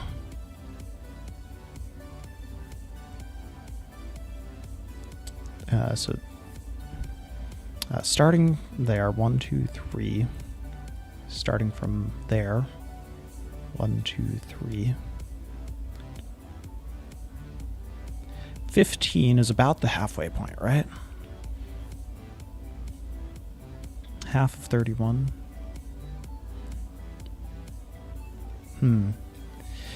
Maybe it just has to be asymmetrical and I never realized.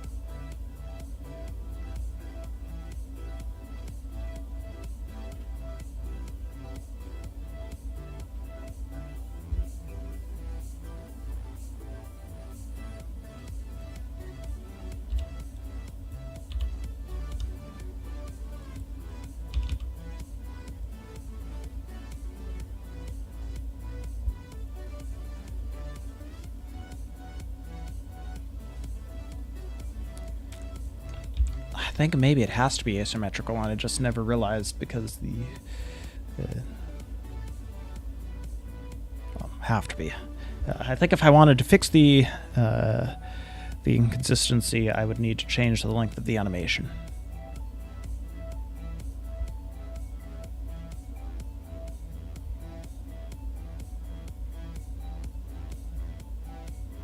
Four, 5, 6, 7, 8, 9, 10, 11. 1, 2, 3, 4, 5, 6, 7, 8, 9, 10.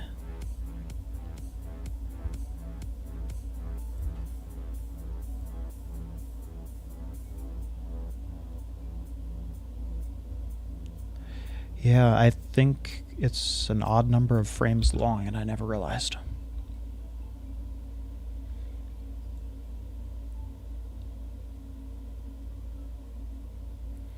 But yeah, I think the legs are a little more in sync with the bouncing now. I'm probably going to have to do this for the copy as well.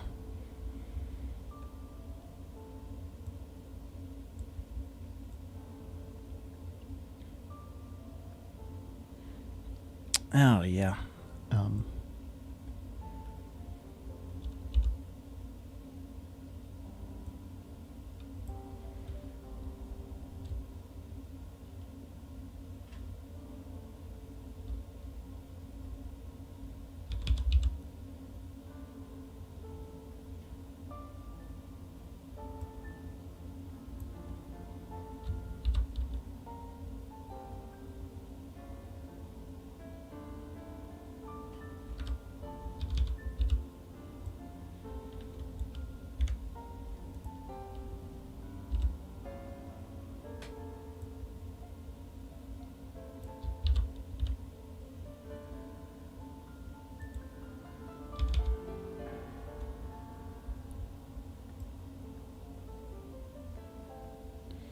Okay, I got the keyframes for the copied.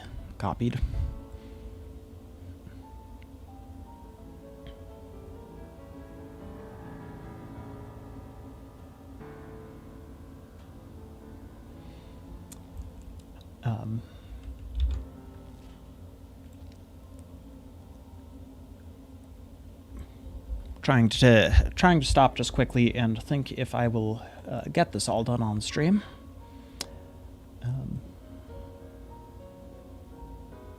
And I think the answer is it's worth a shot. I'm going to look at all these dots. Just gonna find all the dots. Well, actually, no, I don't need all the dots. I need to pick out specific parts of the animation I'm working on.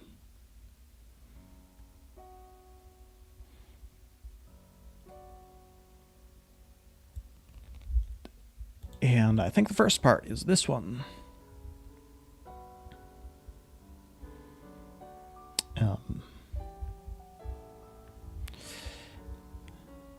And I suddenly remember why this is so hard to make work.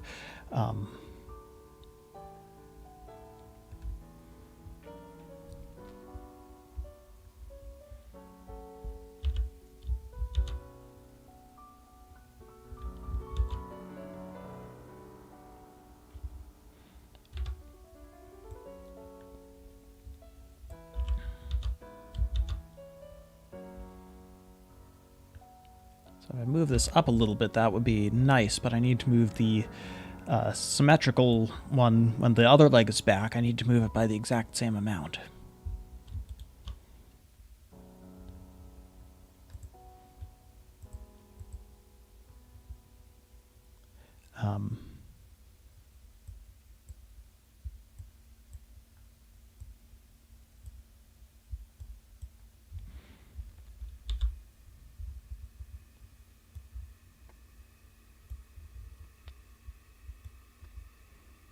So I think I'm doing that this way.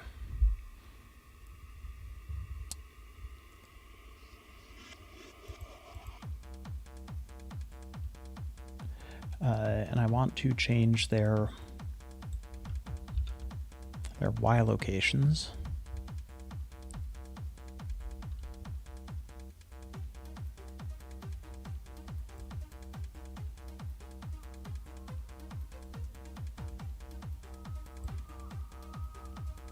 You know what? I will change it all across the board. Gonna pull these up.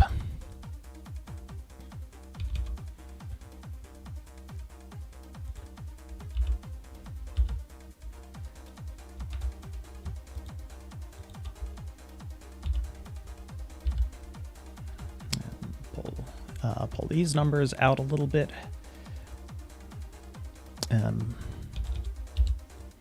Likewise, pull these out a bit.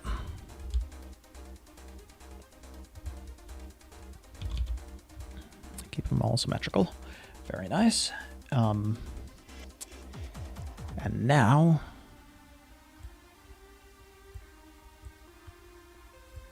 we look at rotations.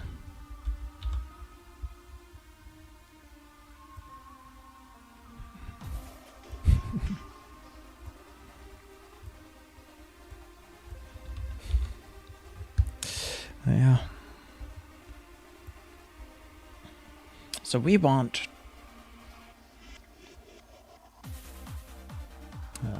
these to be facing upwards. That's not even the right one. Okay, we'll look at it. If it's not that, it's kind of that.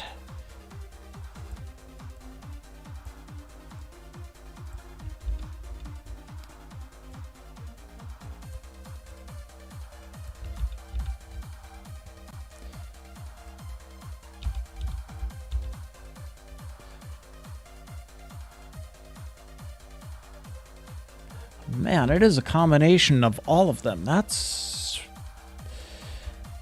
tricky. Okay, so we are going to...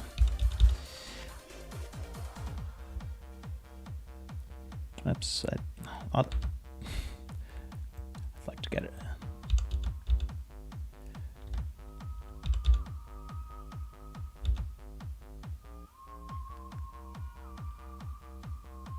So I think this is right, and I just need to...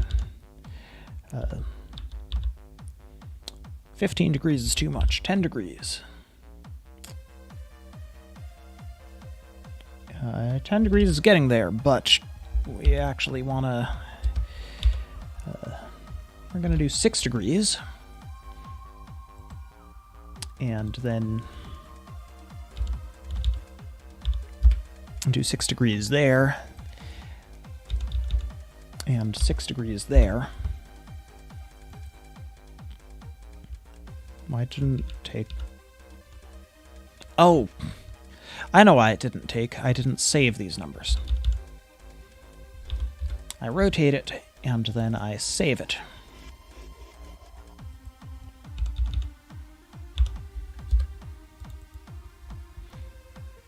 And then we do the same over here.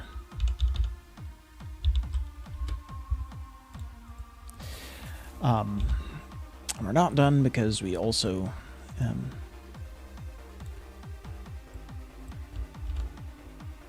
we also rotate that one a little bit.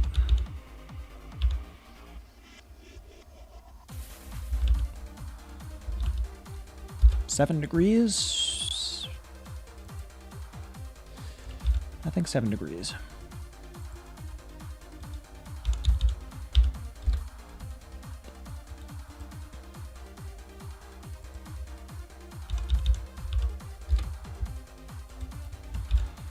And then we see if this looks any good.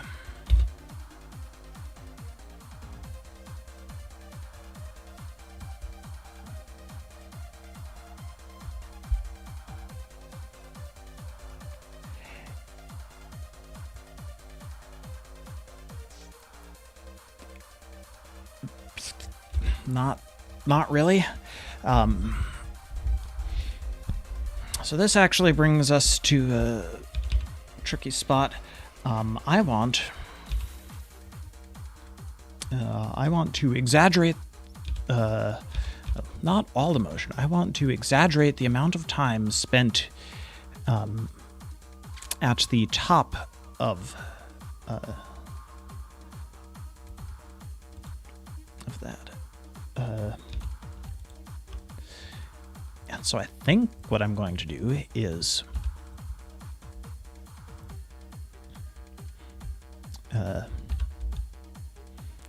copy that of cursor Y0.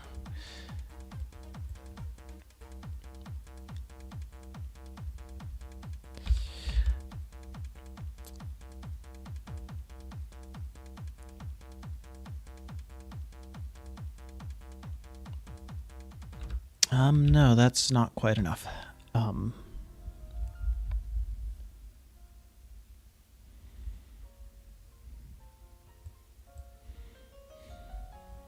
I would like to add a keyframe to everything here.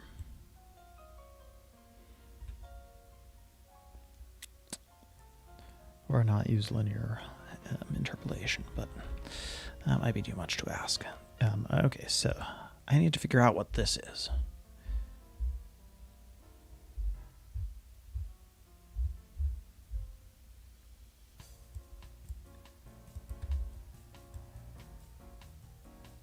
I found it.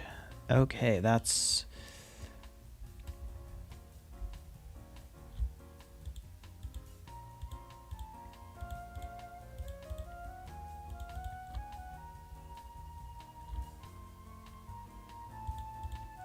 We're going to be removing all those and just...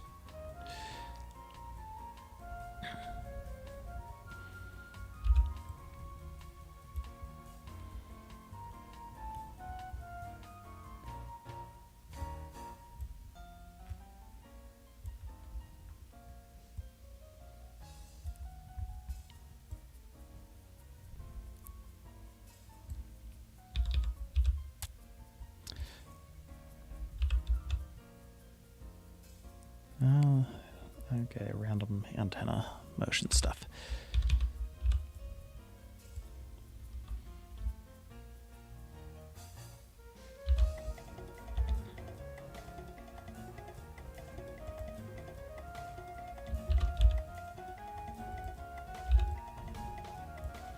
Okay, get those selected.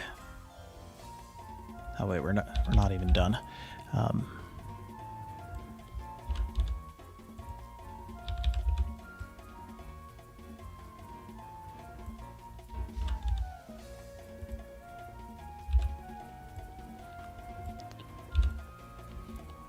Okay, so we now have an extra frame of pretty much everything, and we're going to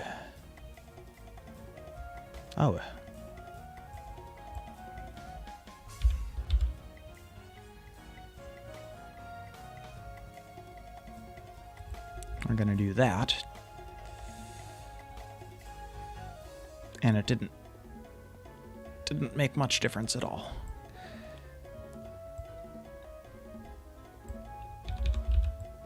But we can exaggerate that difference by spending more time on it. Point of this, I want to spend significantly more time on the points in the air.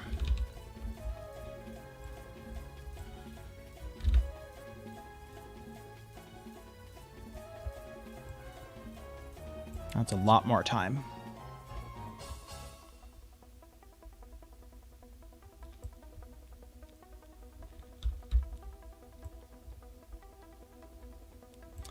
That's a lot more time, and it's too much time on some of these.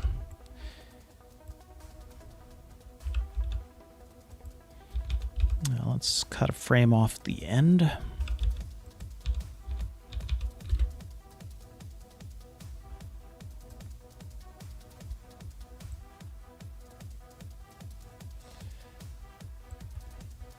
we back to not enough time?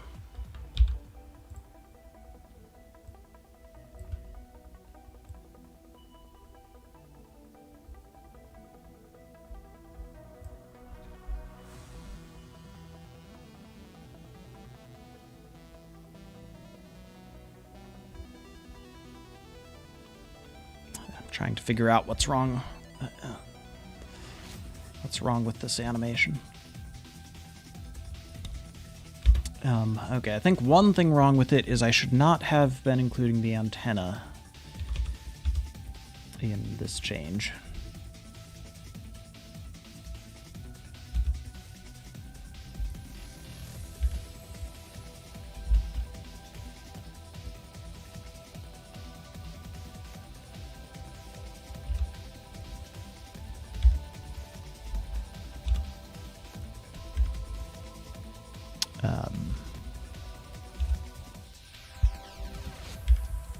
Yeah, just leave the antenna out of this. They were fine. May need.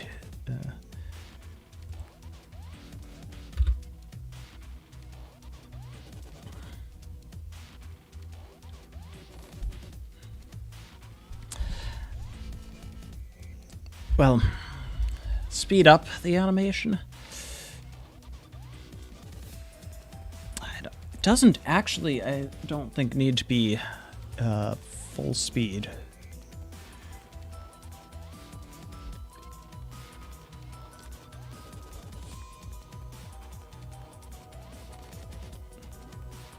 Although I guess it is a bit slower.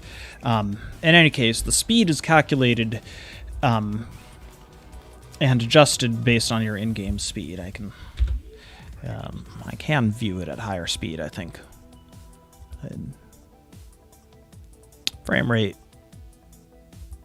I don't know. Whoosh.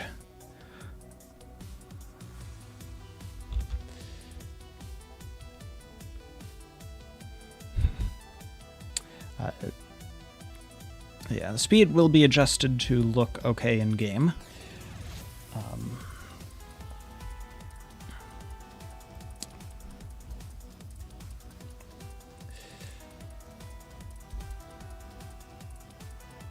The legs are a little more expressive is not the word, but they look more like running, certainly.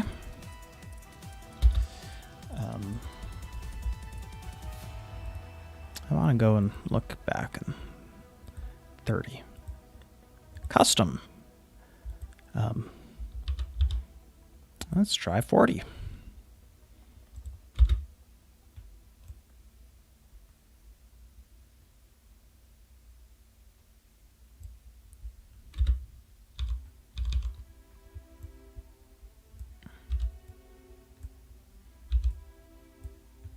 Okay, yes, I only want to be messing with the arms and legs here.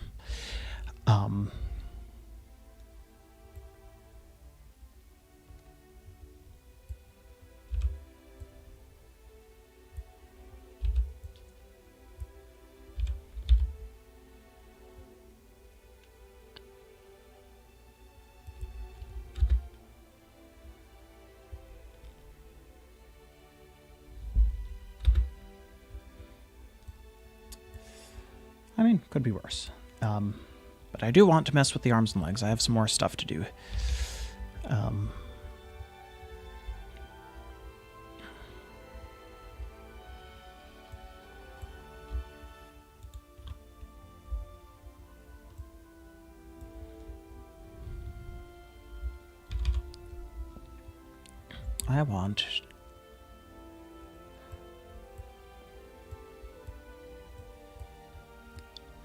I want to look at the locations to start.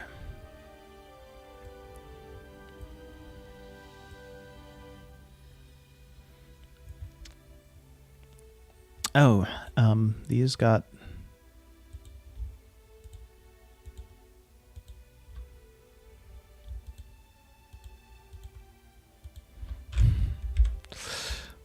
That's the danger of batch processing all this stuff. Sometimes it goes in the wrong direction.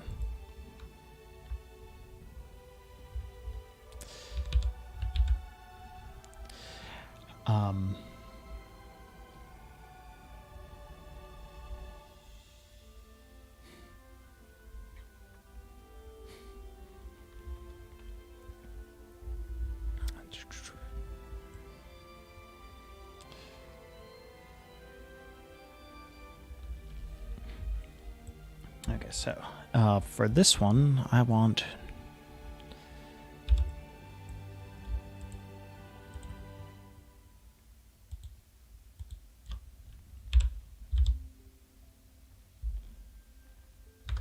That's not what I want.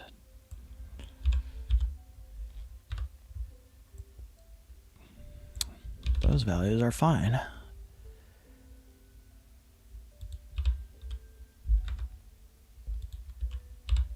What's this value? In and... No. Okay, I mostly want to mess with these then.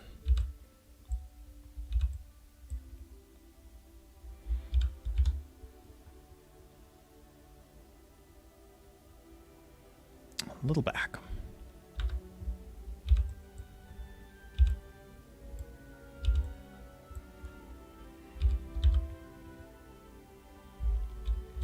Hello.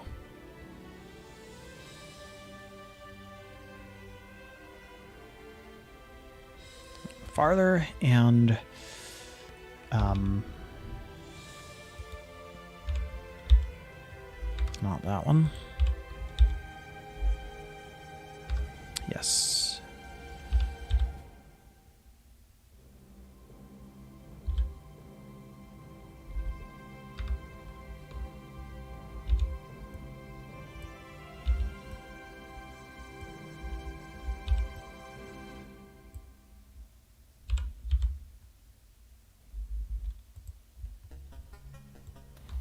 So did that do it?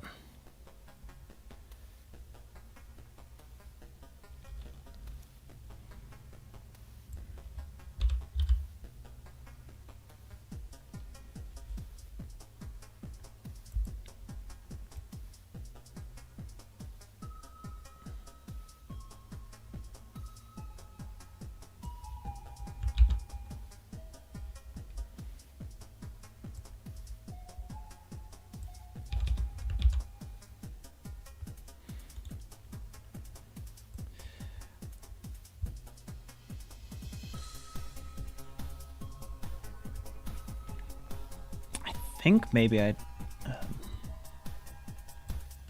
that's not it.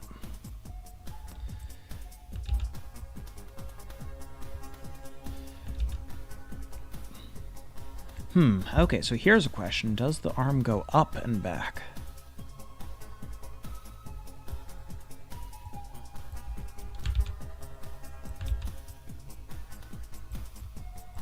Does the arm go like that?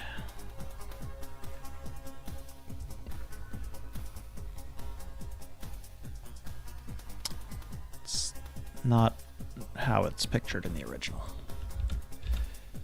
So we'll maybe not do that for now.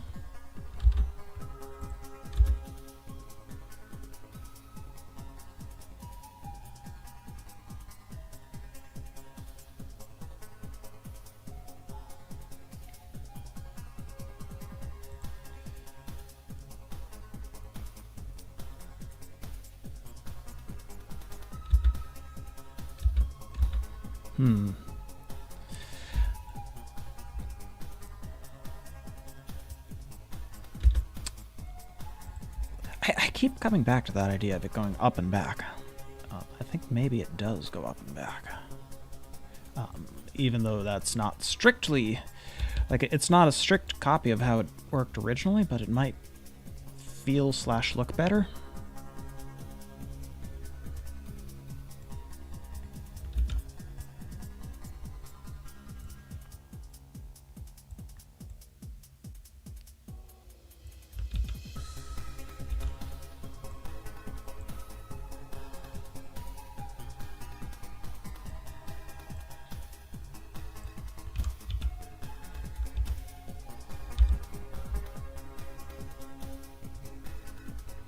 But first,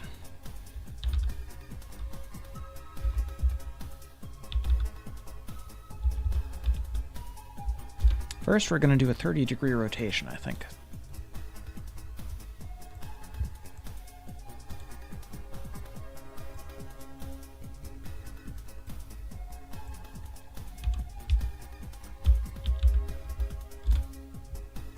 Wait a minute.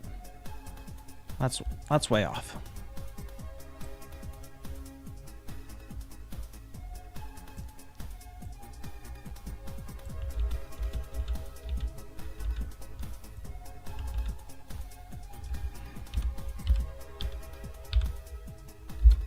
Gonna do at least a 10-degree rotation.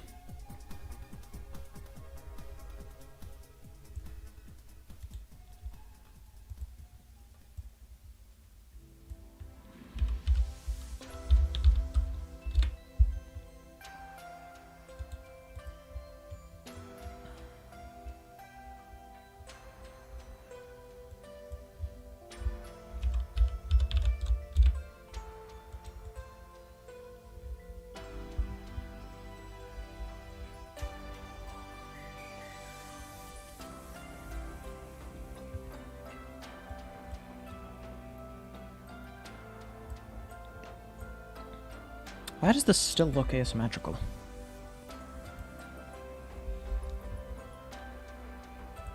Did I rotate it the wrong way?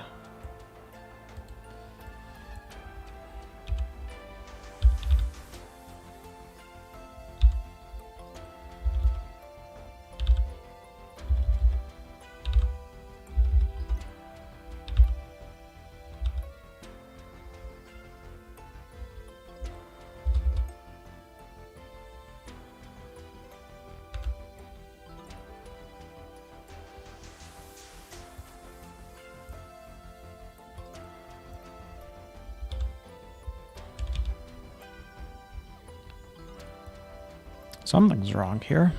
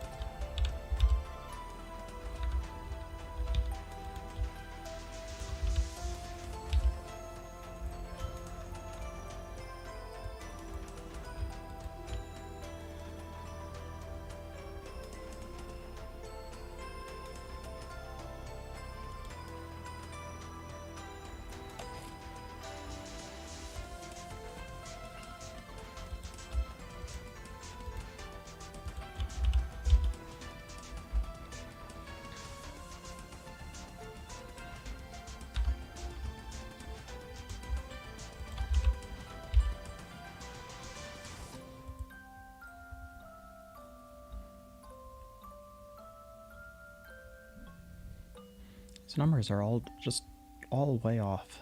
They're not symmetrical.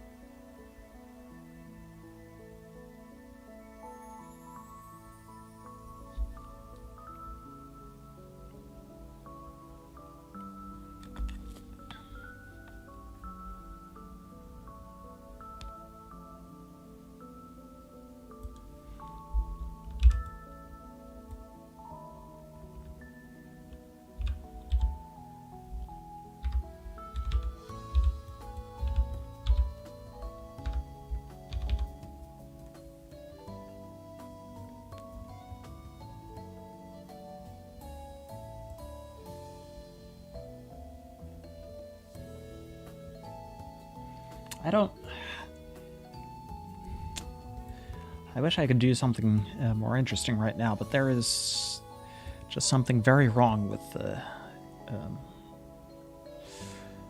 these numbers. It's gotten out of whack.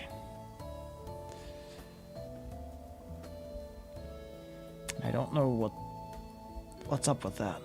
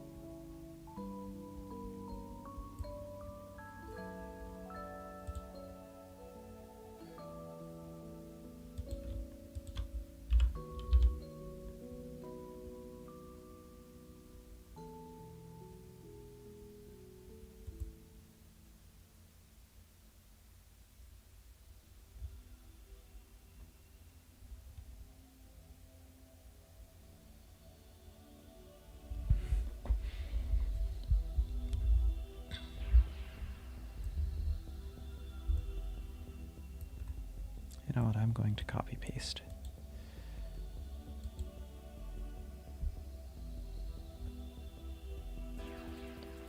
Minus 57, minus 11.8, 28.1.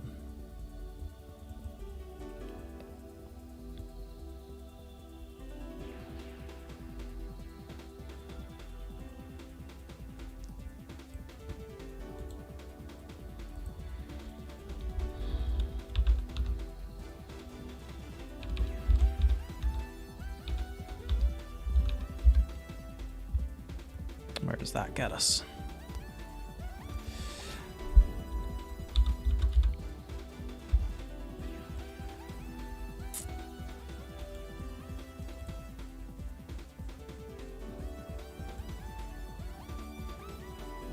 That's closer to symmetrical.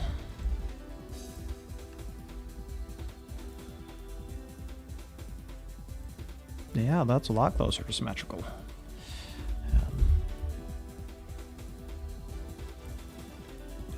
So I may need to, in order to unbreak all this, just copy paste a bunch of values.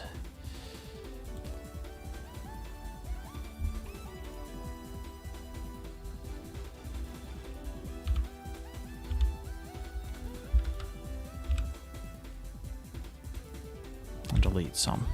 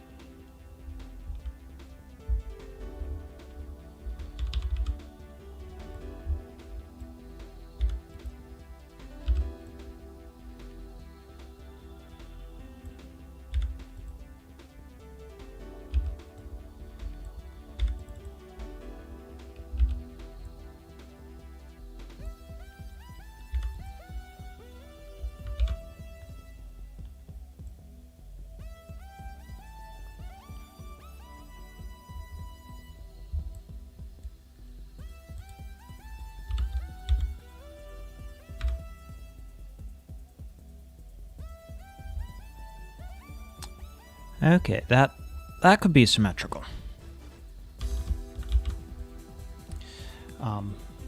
And the question is, does it look okay?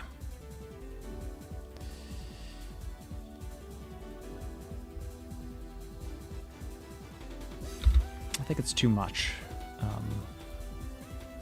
Too much of angling towards the camera.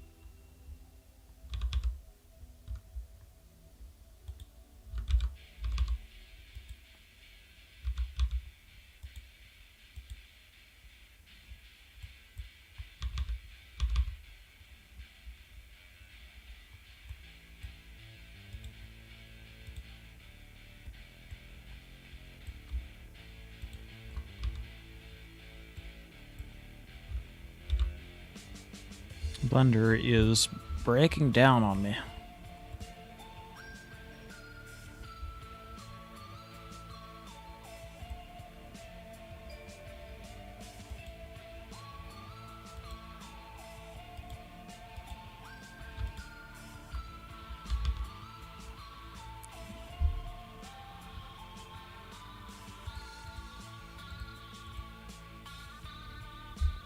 I don't know if it's doing that, but it has somehow decided to always show these.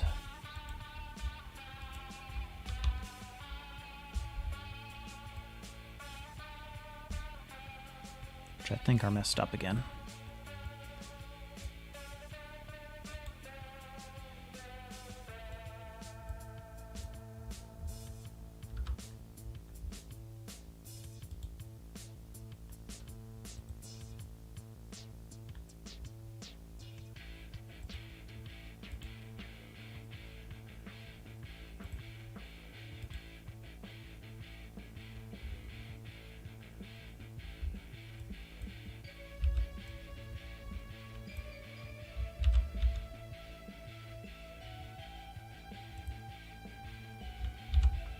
Okay, copy pasted.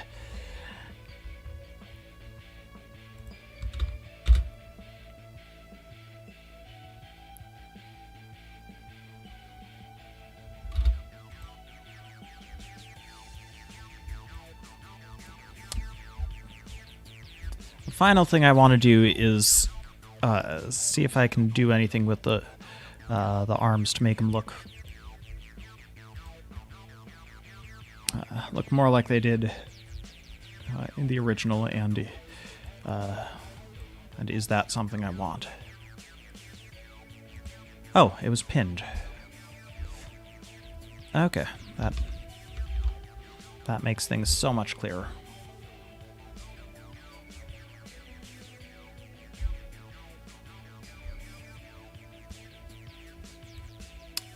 Okay, so that is the change that I tried before and really didn't like.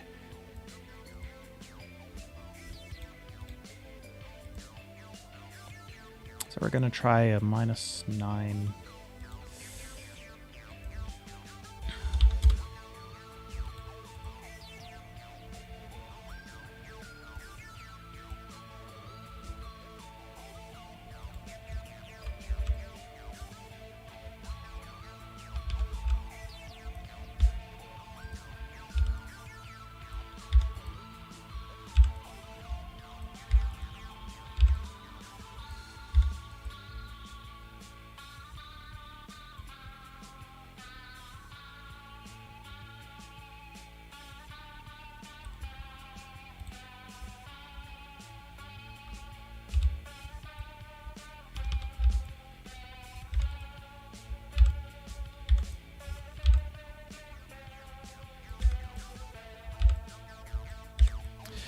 Once I finish trying things with the arms, I will do the antenna, and we should be about done. The antenna are going to be much simpler. It's not a question of what to do there. It's just a matter of making them. Actually, they're probably fine for the run animation. They just need to bounce a little less for the walk animation.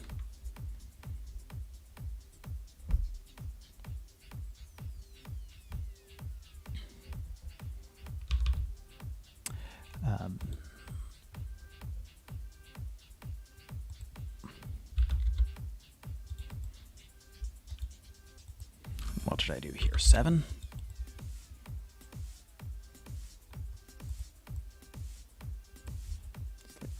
Nine,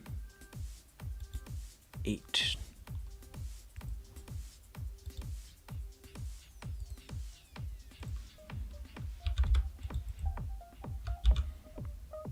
I do want the symmetry.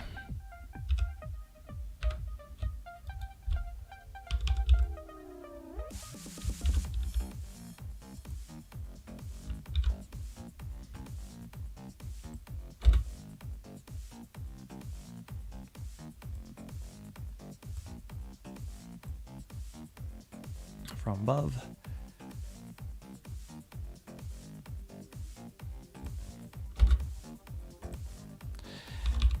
Okay, I'm not done. I want more hang time, and also more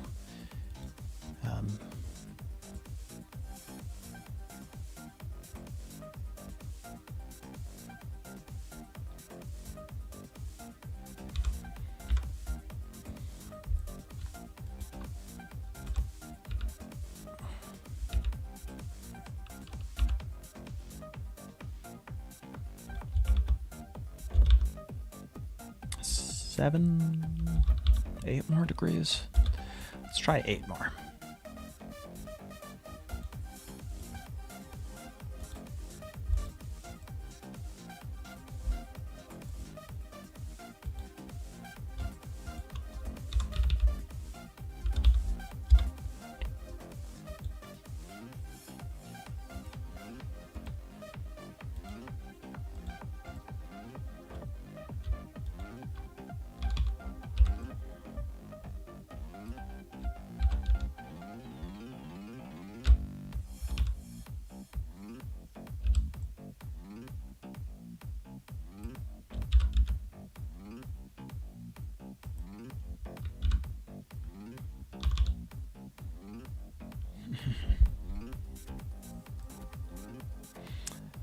I think the stream is winding down, and that's fine.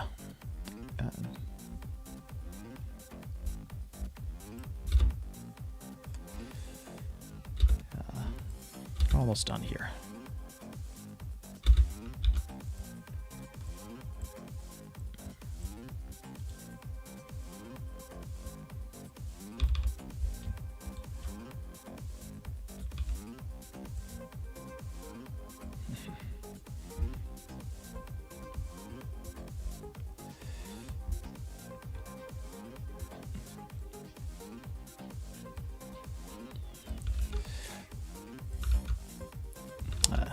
I'm done with questions to ask. I'm done with other stuff that's... it does tend to get to fewer people online.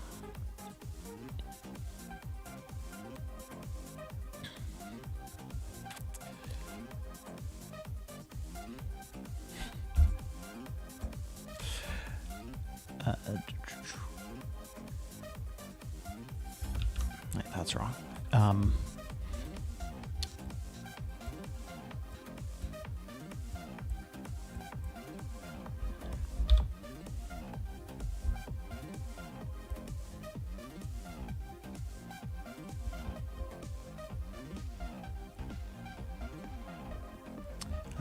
X is...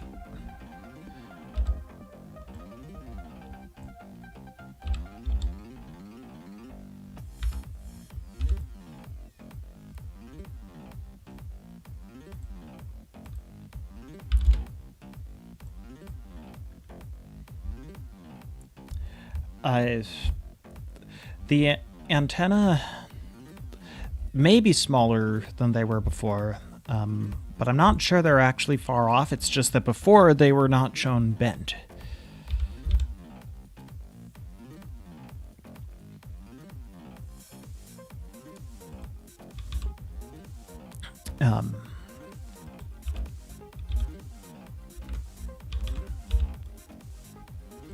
And so the trick, which is I'm actually going to get to,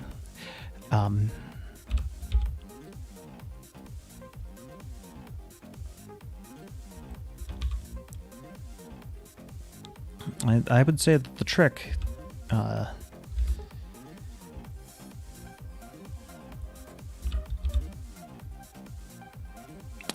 is going to be to show them less bent, and you'll be able to see the difference. Ooh, that may have been a little much, actually.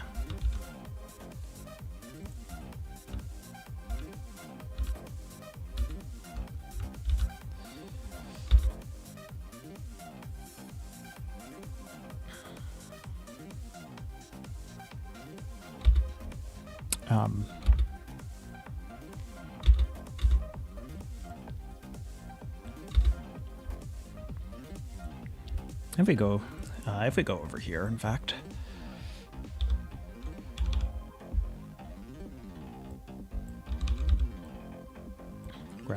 find those antenna.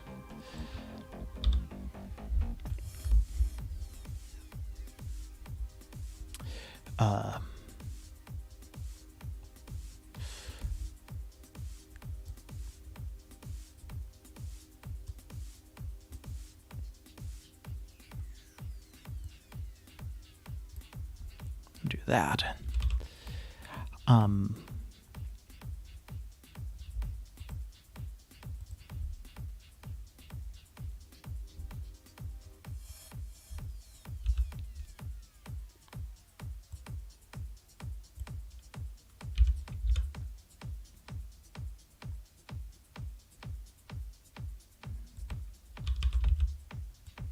But I think it's mostly this.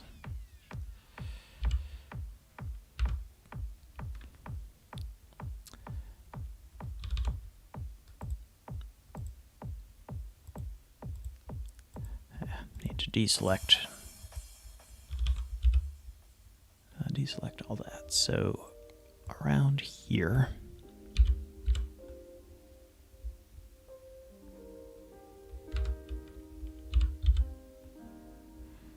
first we just do that. In fact, maybe that's enough.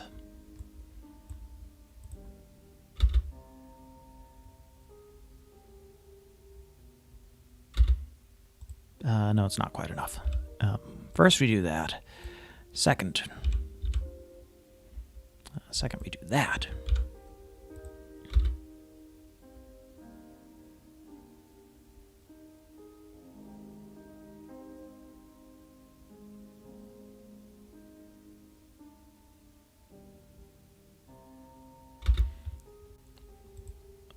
The run animation is not actually clearly distinct enough. It's looking like it's looking like two copies of the same thing.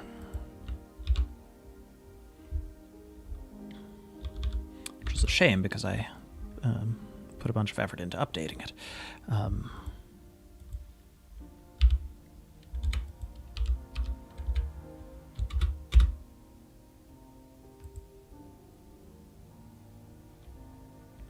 But here is the walk animation.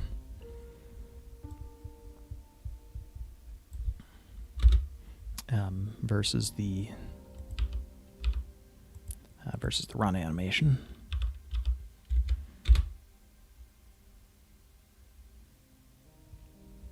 And show the whole thing. Walk, run, jump.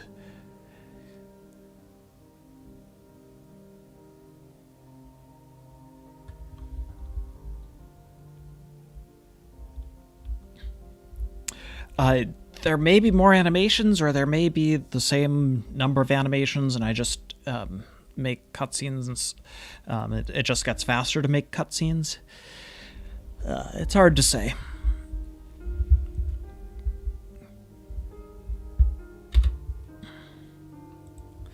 I think I need to go back and reduce the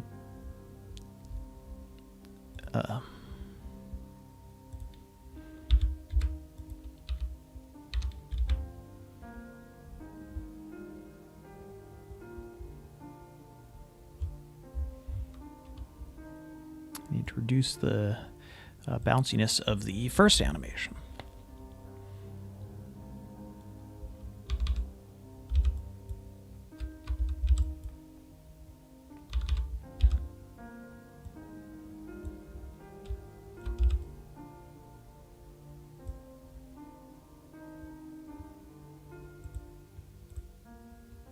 Oh, it's still there. Good.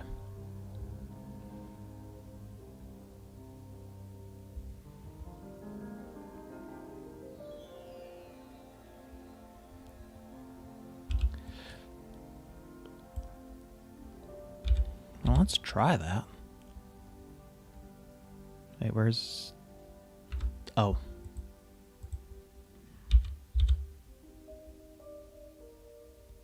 Let's try that.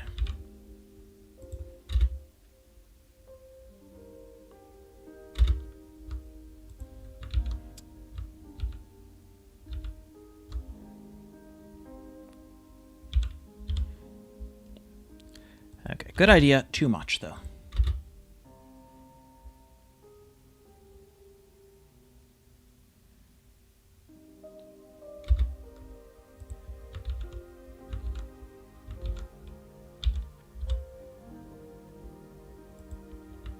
Still too much.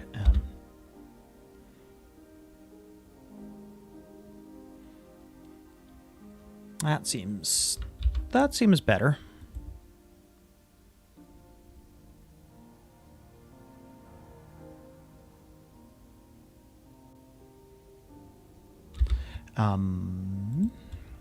Oh, I know. I changed this earlier in the stream and then messed it up.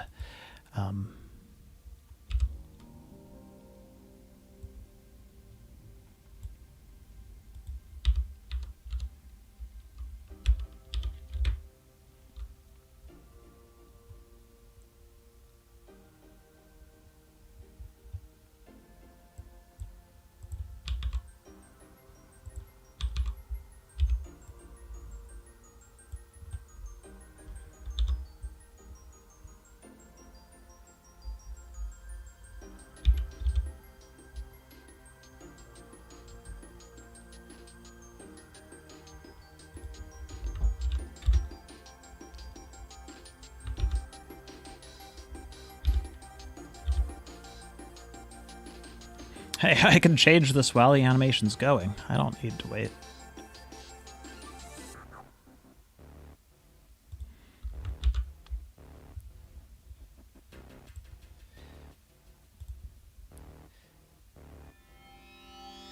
Yeah, that's what was missing. I accidentally removed it.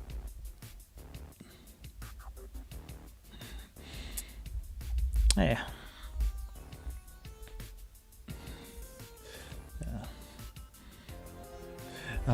Welcome back. Have you missed anything major? Well, I did a whole status update.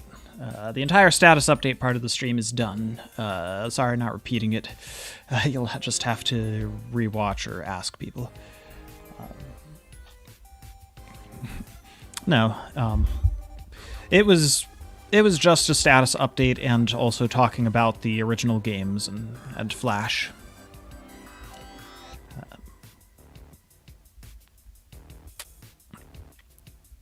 And here I am. I've got a walk animation, a run animation, and a jump animation. Jump is unchanged. But the walk animation and run animation are subtly different, but different enough to look about right. And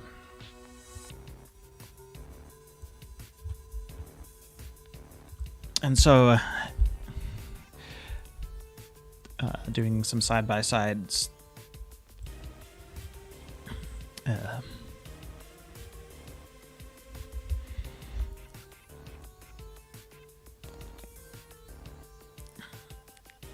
Uh, at least one person had commented on how the antenna seemed shorter, and well, that's not entirely true. It's just they're positioned differently and they're angled back toward the camera.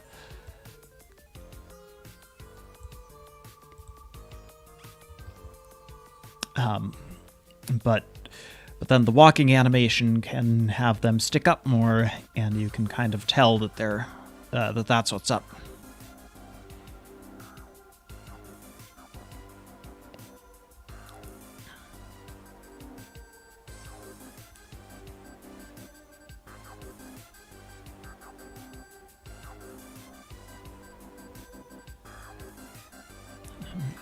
Still subtle. I may need to make the run animation even more exaggerated, because it's still not the same as in the original, but there are all these subtle weird things with the original that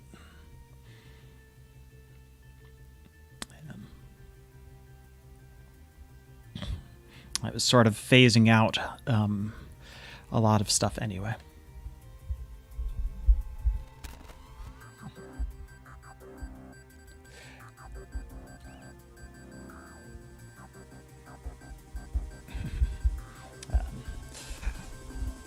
Yeah, MathWiz is definitely on my list of useful beta testers.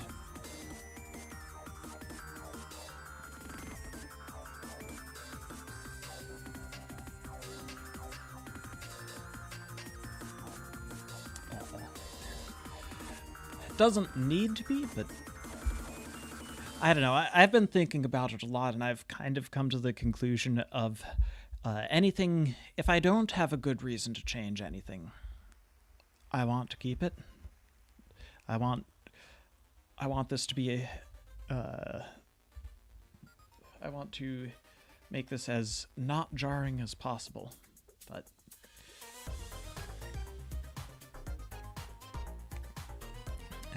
but on the other hand, I do want to move forward and do some other stuff. I want to do more varied character designs, for one thing, but maybe this is the runner, but others can be thinner, fatter, have different... I don't know, there is a limit to how much you can vary them, but I want to find that limit rather than have them be so copy-pasted, so... I do want to get started doing differences and changes.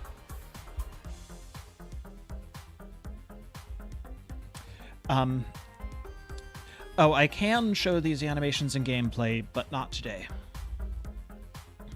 Today is not... I'm not doing gameplay previews at the moment.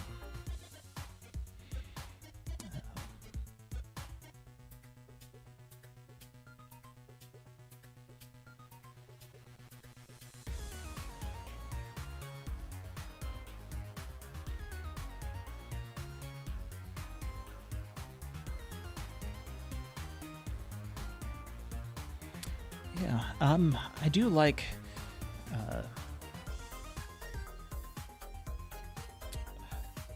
I have each arm set to bend downwards a little bit during the run animation, not the walk animation, but this animation as it moves back, and I think that's nice. It compare that to the walk animation. It doesn't look like she's doing much of anything with her arms, but somehow the run animation seems more natural. And I don't know why, because I don't know, maybe it's just reminding me of the original animation that we've all seen so much.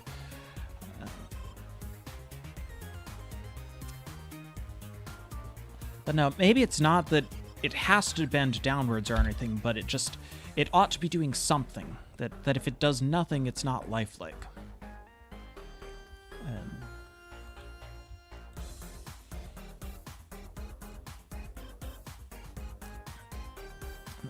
but doing something makes it lifelike.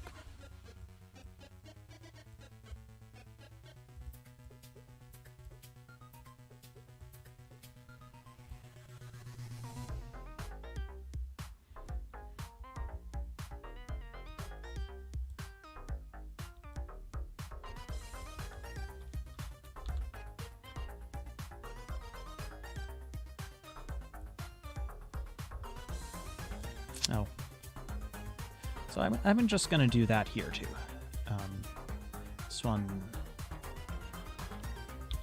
we're going to do 8 and 6.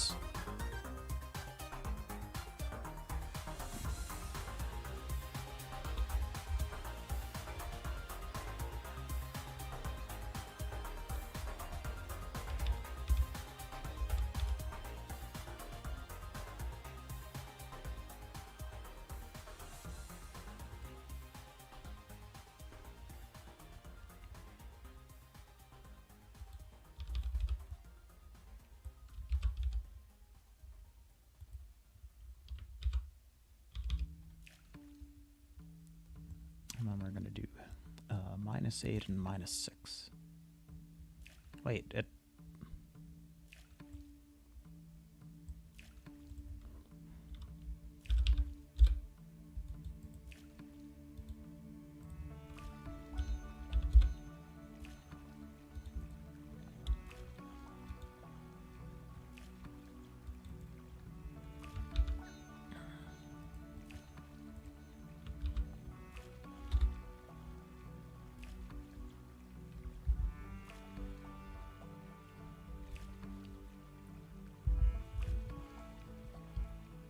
Yeah, I guess I can explain that part too.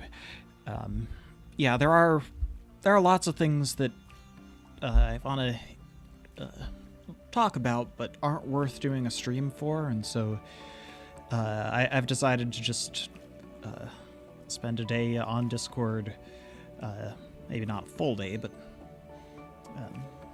time on Discord, hanging out and talking about smaller stuff.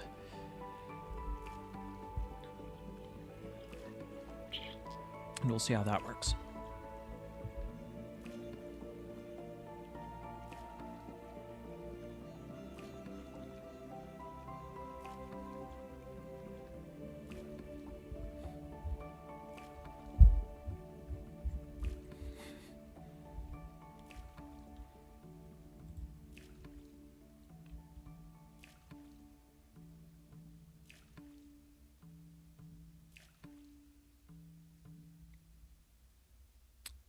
But overall, I think that's some nice changes to the animation.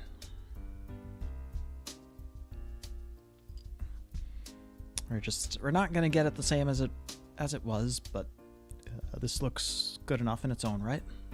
And it is nice to have the two versions, the walk and the run, and that I think will help alleviate questions about what happened to the antenna. Why are they so much shorter? Because you can actually see them stretching forward and not stretching, like bending backwards or bending backwards less.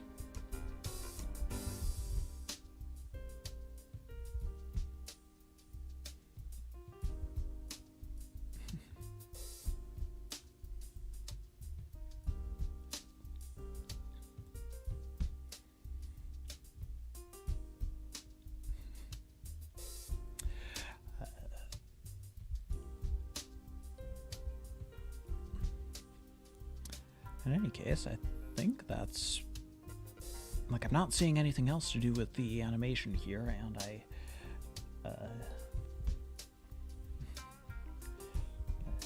concurrent viewers. As for viewers on the stream, no, it's been at about this level for half an hour now.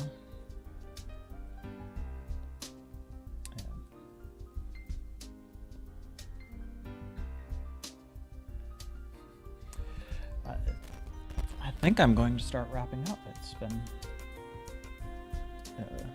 been fun. Glad to get back in touch. Glad to have gotten work done and statuses updated. I